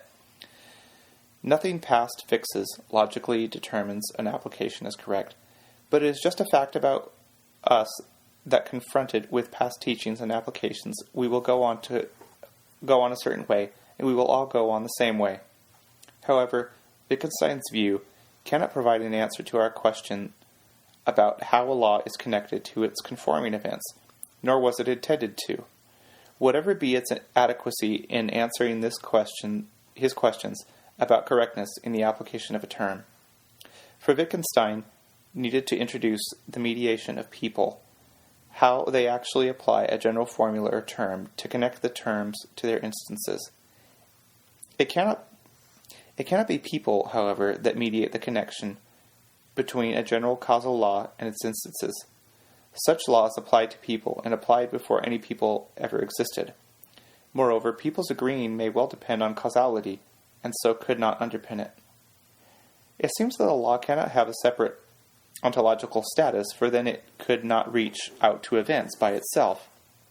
Yet if a law simply states a pattern showing in the events, if it is a merely descriptive, if the law has no bit of ontological status of its own, and how can it not if it goes beyond the actual events to subjunctive facts, then how can laws be used to explain? How does a higher level summary patterns holding explain a lower one? Is every explanation merely implicit repetition? Explanatory laws need not be necessary truths, contra Aristotle, but mustn't they be something? When the events that occur are lawful, what is the connection between these events and the law? Here we are asking for a real connection which makes the events conform to the law. Otherwise, why do they? For a real relationship which corresponds to and underlies being in accord with. Yet how can any connection reach out from the law to the events? Clearly no causal processes can fill in the gap, while any logical connection, or the law it connects itself, has to be interpreted. Can some law-like statement interpret itself? Might a law give instructions for its own interpretation? But these instructions also would have to be interpreted, and so, as in the earlier case of different self-subsuming laws, there would be various laws that on an interpretation also give directions or specify that they are to be interpreted that way. So the fundamental self-subsuming laws would have, on an interpretation, to fix their own interpretation through self-sustaining directions for interpretation, which on an interpretation specify that very interpretation. Interpreted differently, the laws and directions might fix another interpretation. So a statement that fixed its own interpretation would have to embody some analog of reflexive self-reference, applying as it does in virtue of the act of applying and being so interpreted. This means by which such a reflexively self-subsuming interpretation could occur are mysterious, another unhelpful mystery. Treating laws as akin to statements leads to a morass of difficulties about what interprets these quasi-statements. Furthermore, Gödel's proof that there is no formal system in which all truths of number theory can be proven as theorems makes prospects dim for a picture of all facts, including necessary truths, as in accordance with statement entities from which they can be derived. The determinist, therefore, is ill-advised to state his thesis in terms of derivability in principle from causal laws. However, there are difficulties in the other standard way of stating the content of determinism, that if the initial state were repeated and things ran on, there would occur the same latter state as happened the first time through. For it might be that if the same initial state were repeated, that could only be after the universe's gravitational collapse into a newest initial stage, beginning a new expansion, and in that new expansion new laws would hold, so the latter state would not then follow again. Thus, the subjunctive purporting to state determinism would be false, even though the events are determined during this expansion and contraction cycle of the universe. Clearly, to state determinism as if the initial state were repeated and the same laws held, then leads to the same difficulty as earlier about the laws. If a law is considered not as a quasi-statement but as a general fact, which a true law-like statement states, then how can this general fact make true the particular ones in accord with it? It is difficult to see what this making true relationship would be as a real connection among facts. For it to do its job, it must be akin to causality, but then the same problems seem to arise once again. Perhaps some who spoke of laws being in some senses necessary meant to ascribe to laws a property whereby they constrain the facts, but this only names the problem. Yet those who saw as equally necessary the singular conditional between the facts that instantiated the law did not have in mind the constraining function for necessity. The nature of that necessity, or necessity operator, was left obscure not simply because it was undefined, it could after all have been a theoretical term, but because both its ontological nature and its mode of connection with other facts were unspecified. However, if the general law-like regularity does not constrain the more specific facts, being merely a descriptive summary, but ontologically unable to give rise to them, then it is unclear in what way the more specific facts are explained by the general, in what sense we come to know why the more particular holds true. This picture of the general merely as summarizing narrower particularities, no deeper than a conjunction of them, radically undercuts the notion of a hierarchy in terms of fundamentalness. If the general facts do not actually constrain the particular ones, all facts are on a par. If anything, the ontological priority would lie with the particular facts, which mold their accurate general summary. One might be suspicious of fundamentalness for other reasons as well. Formal systems can be axiomatized in different ways, the axioms of one system being theorems in another. Scientific laws can be given different but equivalent formulations and representations. Since not all truths can be derived within an axiomatic system, we cannot say all other truths hold because some few fundamental ones do. Philosophers have tried to uncover more fundamental truths, to make them explicit, to justify in terms of them, sometimes to explain them, or via them. Does this very notion of fundamentality, with its associated ordered structuring, need to be questioned and undercut? Has philosophy's unquestioned and unexamined presupposition been that something or other is more fundamental? Should we explain the very notions of underlying truth or deep truth of explanatory ordering? This feels like a deep question, but if the presupposition is rejected, will it come to seem superficial as everything else? And if a view uncovers and rejects this presupposition as a presupposition, isn't the view recognizing depth even as it rejects the very idea? Let us examine what a theory would look like that did not make any fact more fundamental than any other. We already have considered egalitarian theories in which no state is picked out as natural and so requiring no explanation, while other states are explained as deviations from the natural ones. All states are on par in an egalitarian theory, all equally in need, or not, of explanation. Still, such theories order the facts in an explanatory hierarchy, with some deeper than others. They asymmetrically explain. A view that did not make any fact more fundamental than any other would have to be non-reductionist. But could it be a theory at all? Could it be an explanatory theory? One alternative picture to fundamentality is that of an organic unity, Each statement or fact coheres with all the rest. Each is explained by the way it fits with the rest. However, that leaves open the question of why things are organically unified, what the connection is between something's cohering with what, and its holding true. Why the fact that something coheres with the rest explains why it holds. The usual analogy is to a work of art. However, that does have an underlying explanation in terms of the artist's intention, sometimes unconscious, to produce a unified work. An item within the work is explained by its cohering with the rest, through the underlying force stemming from the artist's intention, working to produce coherence in the painting. Further explanation would be needed of these other items, either based on the theme of the work or on tentative beginnings introduced apart from coherence with anything yet existing.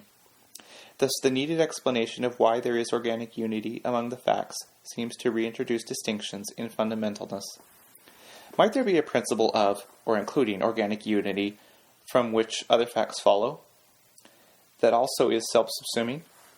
Since self-subsumption establishes a tight relation of something with itself, a self-subsuming principle of organic unity presumably will contribute to a high degree of organic unity of the whole, especially given its connections to the other facts, some derivable from it, others having their relationships described by it. But will not this principle of organic unity then be the deep underlying principle, having a different status from the other facts? Recall the principle with self-subsuming principles. Each, because explained by itself, is not left simply dangling. Yet given the multiplicity of such principles, the question remains of why one self-subsuming principle, one version of LF, holds instead of another. This question does not seem adequately answered merely by citing the ultimate principle and deriving it from itself, unless one holds this fundamental principle also is reflexive. There might be a different sort of answer to this question with a self-subsuming principle of organic unity, for that principle might be the one that best fits in with the other facts. According to the explanation via contributing to high organic unity, the principle of organic unity, like everything else, would be explained by its mesh with other facts. Thus, it would not be deeper than these other facts, so the overall theory is not compelled to make distinctions in fundamentalness. Still, won't there be many different, equally coherent and unified worlds? If each is equally in accord with the principle of organic unity, why then does one hold rather than another? This question parallels the familiar one put to coherence theories of truth. That different worlds are otherwise equally coherent and so equally in accord with the principle of coherence does not show, however, that they cohere equally with this principle, so that every combination of the principle of organic unity with each such coherent world would have the same degree of organic unity. A self-subsuming principle of organic unity is, if it is to generate other facts, will embody some other characteristics as well, and each world, coherent in itself, may not cohere equally with these characteristics or with the self-subsuming nature of the principle. For example, worlds with self-reflexive beings may have a higher organic connection with a self-subsuming principle, qua self-subsuming, not to mention with a reflexive principle, than a world otherwise without reflexivity. Nevertheless, I see no reason to think there is only one self-subsuming organic unity principle capable of generating other facts within a structure of high organic unity undistinguished in fundamentalness, so the question would remain of why one particular one holds, barring a reflexive account. While such an explanatory arrangement via organic unity, without distinctions in fundamentalness, might conceivably be possible, I am not willing to endorse it here. Neither shall I now question whether explanation, including of how things are possible, is a favored and more fundamental route to discovering what things are really like to the truth. Therefore, I draw the line, at least for now. Finding no happy substitute for explanation or for laws, we are left with the nature of the real connection between general laws and the facts that instantiate them, still unexplained, still in question. Beyond. The important hymn from the Vedas, the hymn of creation, begins, quote, "Non-being then existed, not nor being." Close quote. This is the translation by Radhakrishnan and more. In the Griffith translation, we find this as, quote, then was not non-existent nor existent, close quote. In the Max Muller translation, quote, there was then neither what is nor what is not, close quote. How can what there was then, that is, in the beginning or before everything else, be neither non-being nor being, neither non-existent nor existent, neither is nor is not? For being and non-being, existent and non-existent, is and is not, seems exhaustive. There does not seem to be any other possibility. In accordance with the law of the excluded middle, everything is either one or the other. However, sometimes things that seem to exhaust the possibilities do not. Rather, they do so only within a certain realm. Consider color. Everything is either colored, singly colored or multicolored, or uncolored, that is, transparent. Either a thing is colored, or it is uncolored. What other possibility is there? Yet the number 5 and Beethoven's Quartet number 15 are neither colored nor uncolored. These are not the sorts of things that can have or fail to have colors. They are not physical or spatial objects or events. Do not confuse them with numerals or written musical scores, which can be colored.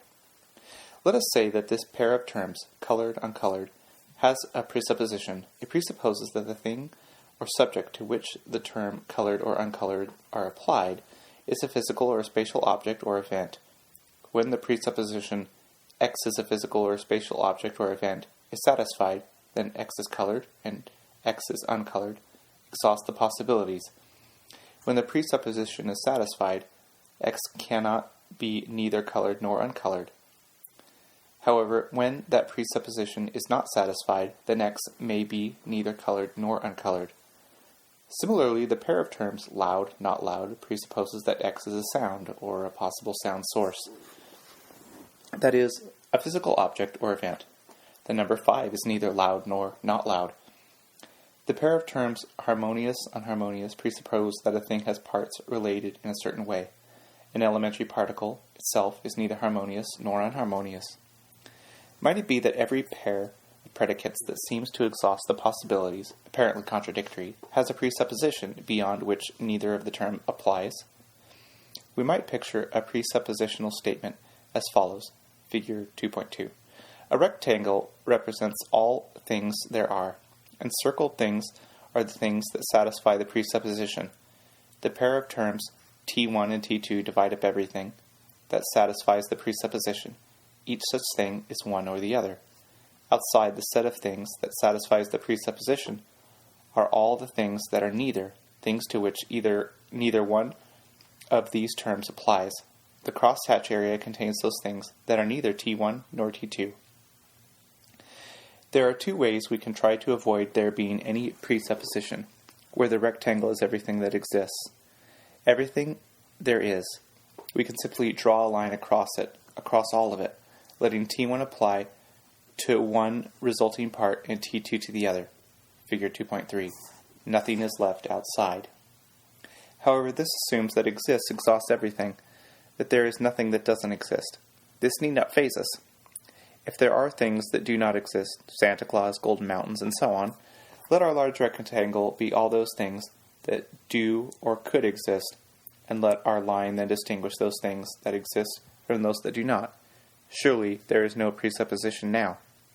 This assumes, however, that the pair of terms exists, doesn't exist, does not itself have a presupposition, that it does not apply just to a certain range of things with something outside. It assumes that we do not have the situation shown in figure 2.4 with the crosshatch area being those things that neither exist nor don't exist. There is another way we might try to eliminate any presupposition. Until now, we have been satisfying a domain by the rectangle and drawing a distinction within it. I now use a wavy line for the distinction, but we had worries that there was something outside the domain as in figure 2.5. Why do we not instead just draw the distinction? In figure 2.6, we mark T1 off against everything else. There appears to be no further worry that there are things outside T1. is distinguished from whatever else there is. However, there are reasons for thinking we encounter paradoxes and contradictions if we proceed without first specifying the domain and then drawing distinctions within it. Footnote. This is the usual moral drawn from the set theoretical paradoxes. So set theory is done without a universal set which contains everything, or with a class which does not, but is ontologically different from what is within it, and so not subject to the same manipulations as sets. Or, most securely, set theory is done in iterative fashion, starting with the null set and iterating operations to generate new and always limited sets. End of footnote. Also we said, it is distinguished from whatever else there is. But why think is does not itself have a presupposition? We distinguish T1 from whatever else, blank. If the blank itself has a presupposition, then the structure of the situation is represented by figure 2.7. I suggest we understand the beginning of the hymn of creation, non-being then existed, not nor non-being, as saying that the pairs being and non-being, existent and non-existent, and is and isn't, have presuppositions, that the terms within these pairs apply and exhaust the possibilities only within certain domains, while outside this domain a thing may be neither. Such theories are not unknown in the West. Plato says God is beyond being, and Plotinus makes this central to his theory of the One. Judah Halevi holds that neither of a pair of contrasting terms applies to God, and there are other examples. It is plausible that whatever every existent thing comes from, their source falls outside the categories of existence and non-existence. Moreover, we then avoid the question, why does that exist? It doesn't exist. Strictly, that which is beyond those categories neither exists nor doesn't exist. But if you had to say one, you would mention whichever of existence and non-existence was closer to its status. If both were equally close or distant, if it was equidistant from both, you might say, it exists and it doesn't exist. We read this as, strictly speaking, neither holds, and it is no more distant from one than from the other. It provides us with a possible explanation of the tendency to utter contradictions on the part of those who talk about such things. There are at least 4 questions to ask about a theory that holds that the pair existence and non-existence has a presupposition that can fail to be satisfied. First, what is the presupposition? What is the condition which all things that exist and all things that non-exist satisfy, yet which needs not be satisfied? Second, what reason is there to believe that something does fail to satisfy the presupposition, that there is something beyond existence and non-existence? Third, is there a biggest box with nothing outside it? And fourth, if there is, how can one tell one has reached it, that there is not still some hidden transcendible presupposition, outside of which is another realm that fits none of the previous categories? This chapter is not the place to deal with all of these questions. Let me just say a few words about the first. Is the presupposition statable? Well, we can coin a short word. We can say that only those things which th exist or non-exist. That the presupposition of the pair exist and non-exist is that there be, this is a verb coming up, thing. We can coin this word to denote the presupposition, but explain it in terms we already understand. Footnote. We can continue with a verb-form theory that goes beyond merely the presuppositional view. We might view nothing as the present continuous of the verb to noth, and something as the present continuous of the verb to summeth. Clearly, the ex noths or summeths. It is nothing or something only if it ths. What to noth and to summeth have in common is to th. The following sentence contains 3 present continuous verbs and no nouns except insofar as the quantificational structure does duty for them. Only thing is nothing or something. End of footnote. It seems we can only come to understand the presupposition ostensively. We can state the boundaries and understand what they are only by standing outside them.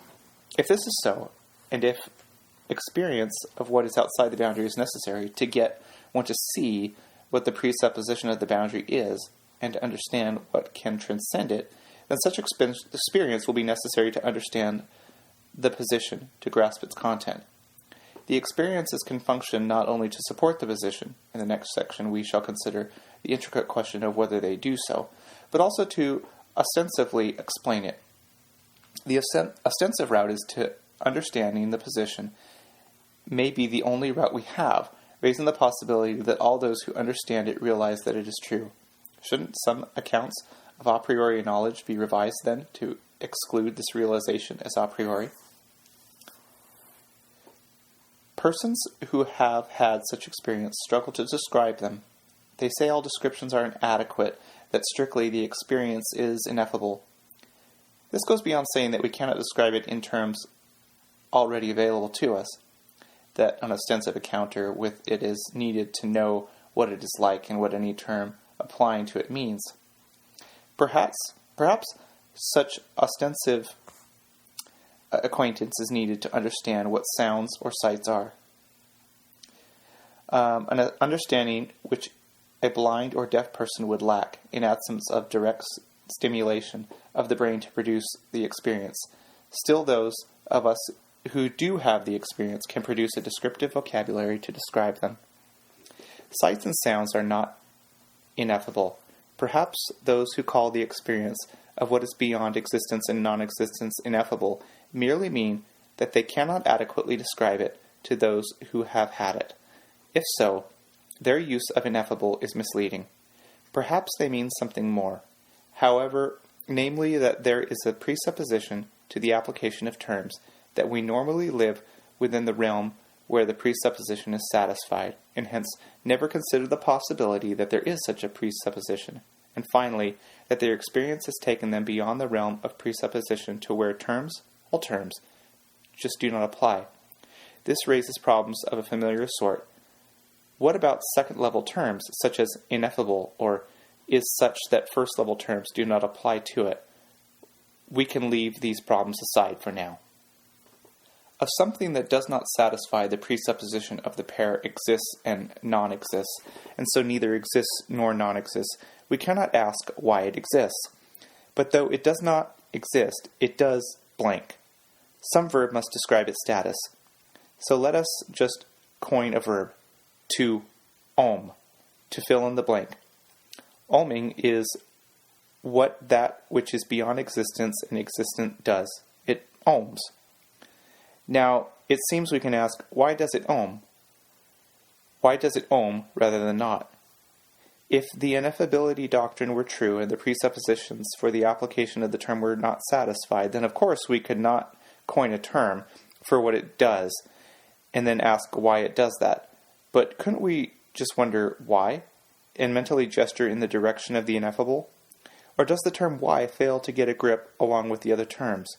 To keep up with the possibility of saying something further, I shall proceed on the assumption that a term can be applied so that a question can be asked. It ohms, and we ask why. Without knowing more about what is beyond existence and non-existence, and about ohming, it is difficult to see how to begin to discuss the question. There is one structural possibility worth mentioning, however.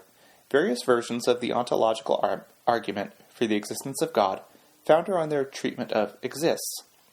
By treating existence, or necessary existence, as a property or perfection, they allow us to consider the nth most perfect being, n equals 1, 2, 3, and so on, and so to overpopulate our universe. What the ontological argument wanted to discuss, though, was a being whose essence included existence. It is a structural possibility similar to this, rather than the deduction of existence from the concept of a thing, that I want to take up. Can the nature of whatever is beyond existence and non-existence include ohming, so that there is no possibility that it does not ohm? We need not suppose that we are or aren't speaking of God here. When it says, non-being then existed not, nor being, the hymn to creation is not speaking of God, nor am I constructing an ontological argument from the concept of what is beyond existence and non-existence to its ohming. Perhaps ohming is part of its essence without being part of the concept of it. Indeed, it is difficult to suppose we have presented a determinate concept of it here at all. If the only route to knowing what is beyond existence and non-existence is about ohming is through an experience of it, my intention here is merely to raise the possibility that there is no room for the question, why does it ohm? Consider as an analogy the structure of all possibilities. A particular possibility is realized, or is actual, or exists, and another is not realized, and so non-exists. What exists and non-exists are particular possibilities. The structure of all possibilities underlies existence and non-existence. The structure itself doesn't exist, and it doesn't non-exist. A presupposition for the application of this pair of terms, exist, non-exist, is not satisfied by the structure of all possibilities. Now suppose we coin a verb for the status of the structure of all possibilities, saying it modes. It is clear that there is room for the question, why does the structure of all possibilities mode? Can it fail to mode? I do not claim that the structure of all possibilities is what the hymn of creation begins with, or what it is found in experience. I believe the hymn of creation means to speak of what underlies and gives rise to the structure of possibilities. What that might be, we shall pursue in a later chapter. My purpose here is to give an example of something that does not satisfy the presupposition of the pair exists and non-exists, yet about whose status there may be no room for the question why it does that, why the structure of all possibilities modes. All this is to give one some feeling for how there might be no room for the question of why what ohms does ohm. Even so, there still would remain the question of how and why existence and non-existence arise from what ohms. We shall say a bit about this connection later. Mystical experience. Assertions of something beyond existence and non-existence, infinite and unbounded, appear in the writings of some mystics, not as hypotheses to answer questions of cosmogony, but to describe what they have experienced and encountered. How much credence should we give these experiences? Undoubtedly, such experiences are had and are sincerely reported, and they strike the mystic as revelatory of reality, of a deeper reality. Why deeper? What is experienced is different, but this does not show that it is deeper, rather than more superficial, even than the reality we normally know.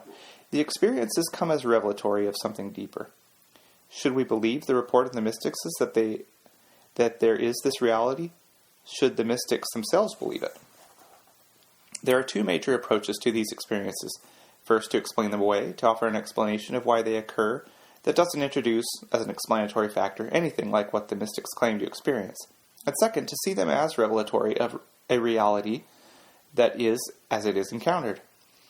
To notice that there are special conditions under which such experiences occur, for example, after yogic practice or ingestion of certain drugs, does not settle which approach should be taken. What the first approach treats as a cause of the experience, the second will see as removing the veil from reality, so that it can be perceived as it really is. Does the unusual physiochemical state of the brain produce an illusion, or does it enable us to experience reality? We might think that there is an evolutionary reason why the unusual brain state should not be trusted. Our tendency to have the normal ones has been selected for in a process wherein too gross a failure to cognize reality led to extinction. However, if the underlying reality is as the mystics report, and if knowing it, as opposed to knowing the more superficial features of macrophysical objects, had no adaptive value, then we should not expect these normal brain states selected for in the evolutionary process to be the ones that reveal the underlying reality as it is. The procedure often used to induce the unusual experience, yogic or Zen meditation, aims at quieting thoughts, stopping our usual chatter of thoughts so that, as some say, we can experience the true self, or, at any rate, a reality which the thoughts mask and cover. And this sometimes may be an effect of other means, such as chemical ones, not consciously aimed at this result. It is surprisingly difficult to stop thoughts from flitting about, but the difficulties of accomplishing this should not distract us from wondering what success shows. Supposing the procedure, when it succeeds in quieting the thoughts, does lead to an experience of the sort described, should we think this reveals something fitting the experience? That depends on what experience we think the procedures would produce, even if there was no such unusual underlying reality to be perceived. The following analogy may help to make the point. Consider a phonograph system as an apparatus of experience. With the amplifiers on, turntable turning, speakers on, a record on the turntable, and the stylus moving on its grooves, sound is experience. It, we are temporarily imagining, has the experience of sound. Now let us do the equivalent of quieting thoughts, namely, removing the record, perhaps also turning off the speakers and the turntable, when only the amplifier is on, with no ordinary objects of experience given it. What is the experience like? We do not know. Perhaps infinite, unbounded, and so on, is what it feels like when the amplifier switch of consciousness is on. Yet nothing is being experienced. Nothing differentiated is present to consciousness to produce a differentiated experience. It would be a mistake to think that there is an unusual reality being encountered, when that merely is what it feels like when the experience mechanism is turned on, yet nothing is present to be experienced. None of the literature I know describes what experience the quieting meditative procedure would produce in the absence of any unusual reality or self.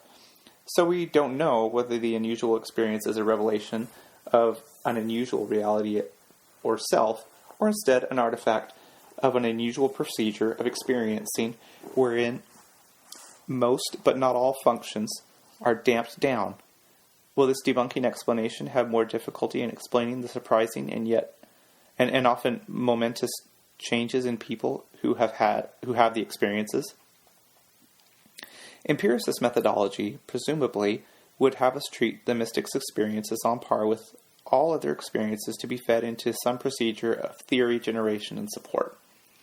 The question is whether the resulting theory explaining or explaining away the mystic's experience, that P, will itself incorporate P or something like it. The answer will be interesting, however, only if the procedure itself is unbiased toward the mystic's claim. For example, it must not give an almost zero a priori probability or degree of initial credibility, or give the mystic's individual experiences lesser weight than others in fixing either what is to be accounted for or how theories are evaluated. We are far from knowing whether the mystic's P will be observed as roughly true by the empiricist's account, even if we suppose it a maxim that the resulting explanatory theory incorporate as true as many Q's as possible from the experiences that Q for which it tries to account. As much as possible, the theory is to save the appearances, including the experiences that P. Perhaps this is not merely a maxim, but a necessary component of any unbiased confirmatory and explanatory procedure we can wield. That we don't yet know whether the empiricist's explanatory theory will endorse the mystic's claim does not mean it is not an important question to raise.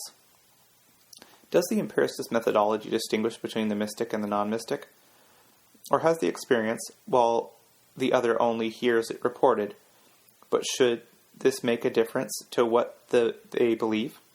Certainly a higher percentage of those who have had the mystical experiences that P than those who have not had, who do not believe that P is true. Some of this difference in percentages will stem from the fact that many of those without the mystical experience will not know that such experiences are had by anyone or know of the property of those who report them, or they simply spend less time thinking about the matter because, not having had the experiences that P themselves, the question of the truth of P is less salient to them. However, I believe there will remain a difference in the percentages after we control for all such facts. A higher percentage of the mystical experiencers will believe in the veridicality of the experience, will believe that reality is as it then was experienced. Why should this be so? The experiences are very powerful, but the person without the experiences is told this and can weigh this as an evidence about veridicality. It is merely that the person having had the mystical experience cannot help believing its verticality, or does he have reason to differ? We can imagine that a non-gullible person has a powerful mystical experience not easily dismissed and wonders whether he should believe that reality is as it apparently has been revealed to be. What weight should he give to the fact that he himself had the experience? Do I rationally give my experience, that Q, different weight than yours that R, in construing my picture of the world? My accepting that you have had the experience that R will be based on my experience of your reports, and so my experiences seem primary in that way. Once I have accepted the fact that you have had the experiences, though, do I try to save your appearances any less than mine, your R's less than my Q's?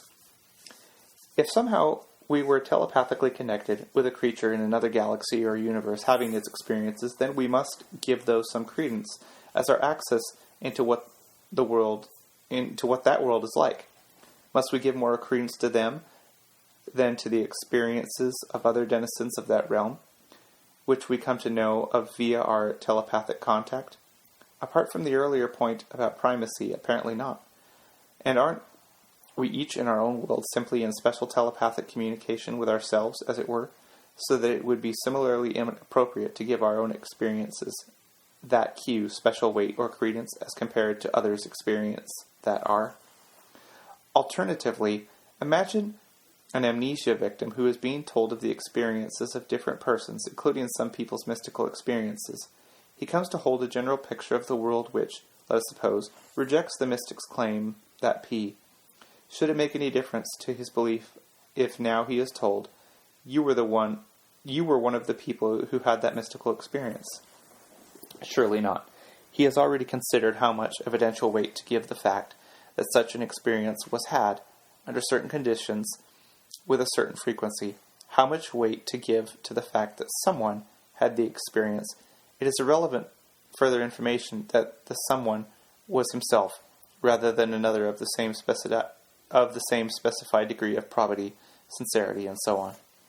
Since there remains something special about the mystical experience, whereby it evades this general argument. Because this mystical experience is ineffable, powerfully, if not indelibly remembered, but inadequately described, the mystic knows something the hearer of his report does not. The hearer does know something, though, for later if he does have the experience, he will know that must be what the other was reporting. Footnote.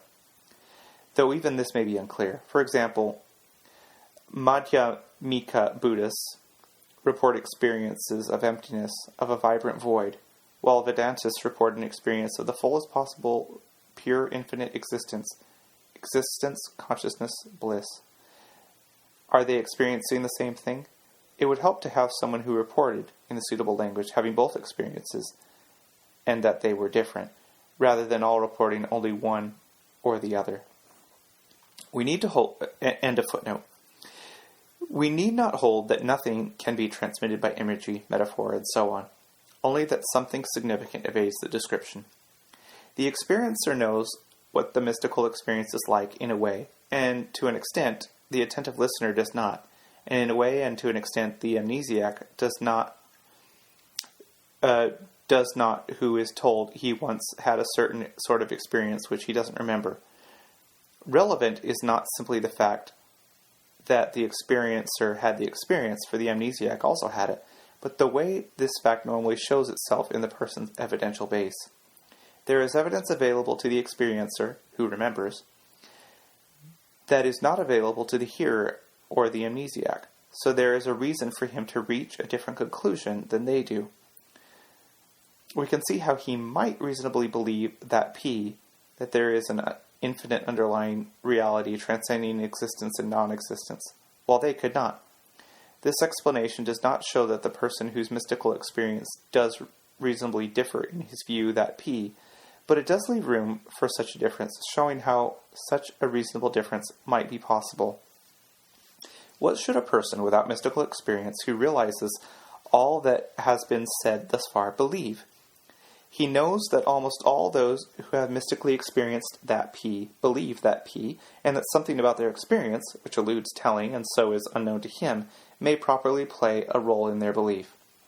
This additional information may make it somewhat more reasonable for him to believe that P, but he still is not in the position of the experiencers, for he will face the question of whether the unknown character of the experience was such as to make it reasonable to believe P. Perhaps the experiencers are especially gullible, either because there is selective entry into the class of experiencers and mystical experience coming only to the already especially gullible and credulous, or because the experience makes people gullible, causing them to become gullible and credulous, either generally or just about the import of this particular experience. Should the mystic not be concerned about this too? Certainly mystics often appear gullible and credulous in the rest of what they accept. But is this because of a general gullibility, new or old, or rather because they reasonably have shifted their general picture of the constitution of the universe, which leads to a shift in other a priori probabilities or expectations, so that some things previously excluded as impossible now will seem possible, and less evidence is needed to establish them as actual? Lacking first-hand acquaintance with the mystical experience, and so having an erratically different evidence base, the non-experiencer may reasonably reject the mystic's claim that P, while admitting the mystic may be reasonable in believing that P. The mystic may now claim one further bit of support for the truth of P, other than mystical experience that P. If P, as a hypothesis, provides an answer to the question of why there is something rather than nothing, then performing this function provides some support.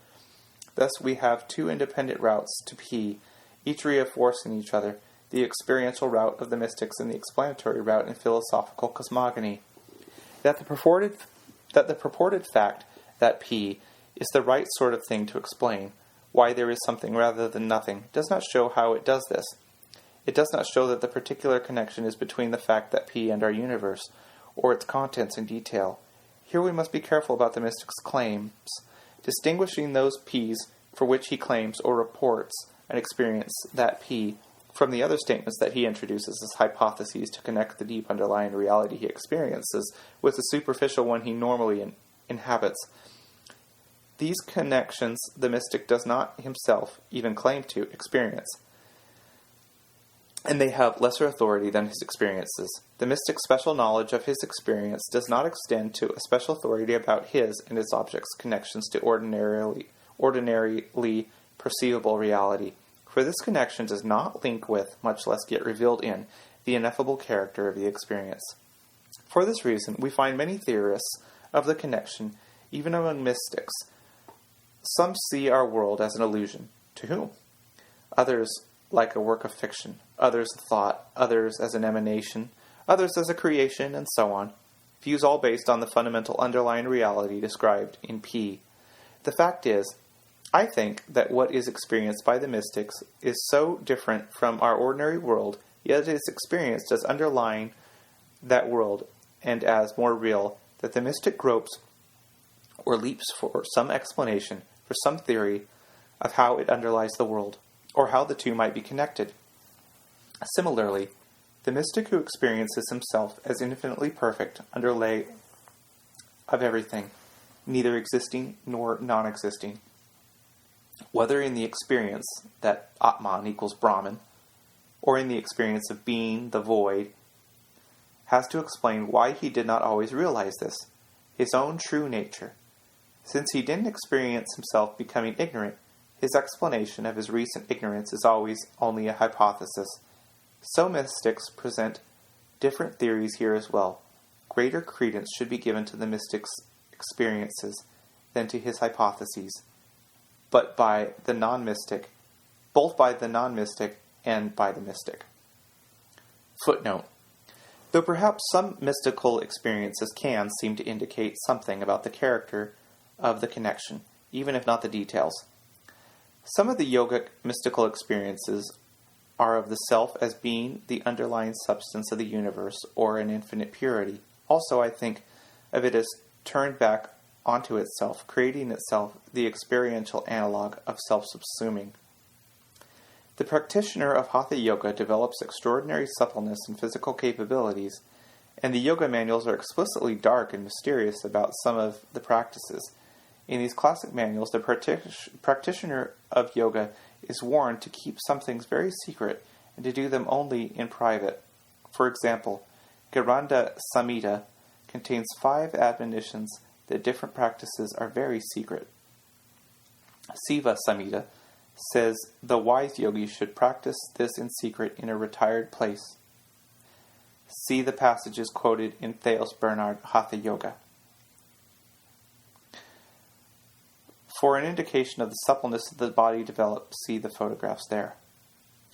Printed interpretations and explanations of what is involved leave the practice innocuous. They leave it wholly mysterious why secrecy is enjoined.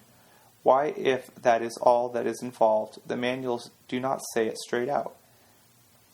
It is a general principle in interpreting texts which announce they hold secrets, however, that the secret doctrine should turn out to be something the writer would go to great lengths to keep secret. In these yoga manuals, the practice and postures of the practitioner are meant to lead him to the secret, while the doctrine itself is to be conveyed by the text. Though the writer has a special problem, having announced that a secret is embedded in the work, how can he prevent its detection by the very ones from whom he wishes to keep it secret, who have been told explicitly that there is some secret to be found? The writer has to bury something that can be ferreted out to satisfy the unwelcome seeker, a decoy secret. This must be something that the writer plausibly would want to keep secret, otherwise it will not be a very successful cover. How will one know if one has found the valuable silver or the more deeply hidden gold? If only one thing has been uncovered, being easier to find, it is not the real secret.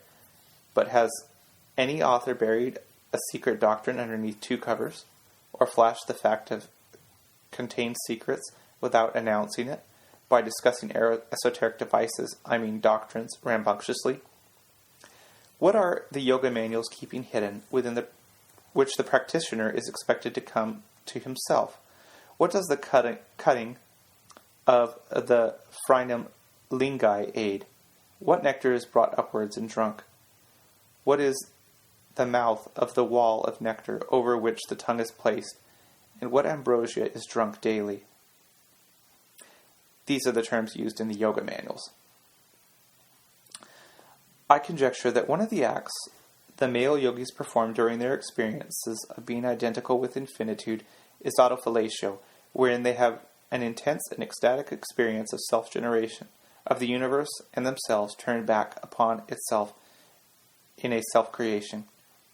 Compare the mythological theme of creation from the Ouroboros, a serpent with its tail in its mouth. Here I have only conjecture to go on, and this conjecture may well be mistaken, but it does specify something the yogis in their altered consciousness might seek and regard as a pinnacle, yet even with their disdain for the ordinary practices and opinions of the world, also keep secret. What tantric yoga involves, we won't conjecture. End of footnote. More than clarifying the issue somewhat, I wish I could resolve the question of whether reality is as the mystic describes it. I take the question in the mystic's experiences very seriously, which some will think immediately a great mistake. But do they think this only because they already assume a background theory that discounts the mystic's experiences? If so, what led them to that theory? For the purpose of philosophical explaining and understanding, we need not resolve the question. It suffices to consider elaborate and keep track of the hypotheses. Yet there remains the question of how to act, of what path to follow. Footnote. However, perhaps there is a less urgency to the decision than we think. Siddhartha Gautama's statement notwithstanding, is the house on fire? If the theories centering on such experiences are correct, we live in a sequence of lives, and so we can hope that in a later one the matter will become clear. While if we have only this life, then these theories are incorrect, and we should not follow them. So in either case, we should not follow an arduous Eastern path now, unless, of course, the Eastern theories are correct, and the karmic consequences of acting on this argument, having come so close to realizing the truth, push one farther away from it for innumerable future lifetimes. End of footnote.